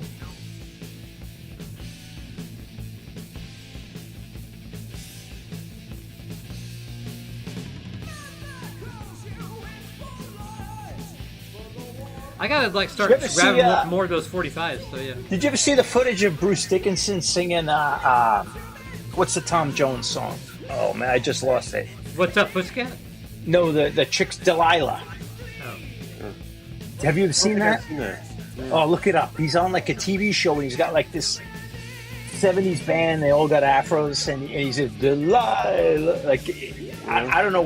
It was probably from the 90s. I'm not sure, but like, what possessed him to do this? But he's awesome. But it's so corny. Way to rev. Bruce Dickinson, Delilah. Don't thank me. Thank everybody. Everybody that made the tunes. I didn't make the tunes. I just played them for you. Good night, loser lists. Good night, Revs.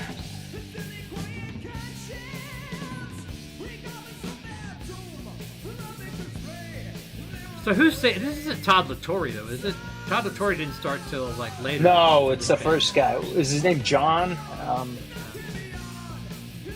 No, Todd LaTorre's Crimson Glory. Sorry. Yeah, no, but they did have the vocalist after the second album changed. All right. So Fate's Warning was.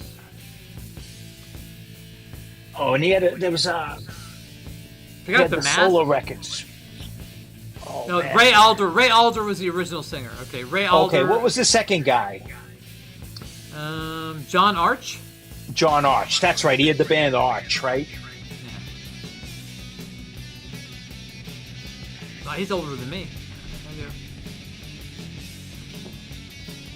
Connecticut, right? The Connecticut band. I'm looking.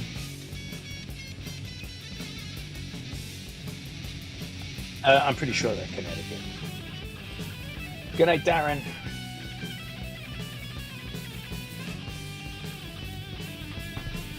John Arch is the OG singer. I'm not sure if John Arch was the classic singer or because they changed after the first album. Yeah, but John Arch, looking at their thing, there's a lot of like intertwined, like fired and like rehired and like that kind of shit. So yeah. I just remember the first was different from the the second one. But. Oh, not you either, Darren. Jeez.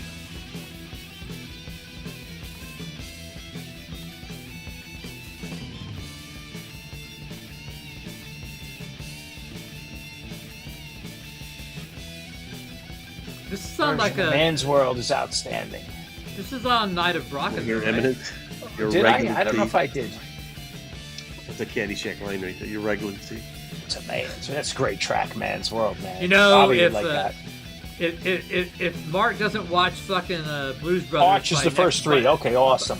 By next week, I'm gonna like he's gonna be Thank you, banned for Zola. like till he does, man. So I'm out. yeah, I'm gonna time him out if he doesn't watch Caddyshack or Blues Brothers. No, he hasn't. I don't care. He's got to by next Tough. week. He's got to watch It's it. tough to watch it by yourself in 2025. It's not gonna have the You same know what, effect man? of being No- a teenager no- watching no with your buddies. excuses.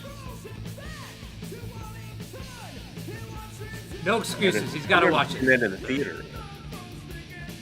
I have to ship all his CDs, man. Yeah. So the least he can do is like watch that movie for me. So yeah. I think our whole, the whole family would. To Has see he the seen Blues Spinal Brothers? Tap? I haven't seen the new one. No, has Mark seen the original? Oh, think he's probably seen not. that. Come on, right? You know what I mean? Because it's like it's that era where he was too young. Like He might get into it. yeah. You've probably seen that. I don't think he don't hasn't know. seen Blues Brothers. He hasn't seen Caddyshack. He hasn't seen know. Blues Who Brothers. hasn't I seen know Blues those are two Brothers? total guy Yeah. But he's a guy. required. I know. It's I mean, But we're out. We're done. do we get killed? Yeah, just went out. Oh, that's fine. Like, that was like the 2 last song seconds anyway. ago. Yeah, So that's who- fine. Yeah. Perfect. It's been 3 hours. 3 hours and 4 minutes. Thank you, YouTube. Great. Thanks, everybody. See you later. All right. Later. Perfect. That's great. And that's a wrap. I was about to say, boy, YouTube's been really cool. We haven't like been killed in a while, but yeah, 3 hours and 4 minutes. That's not bad. So I'm happy with that. Yeah, perfect. All right. See y'all Tuesday. All right, I got to hit the Later. bed. Yeah, Bye. later. Go to work.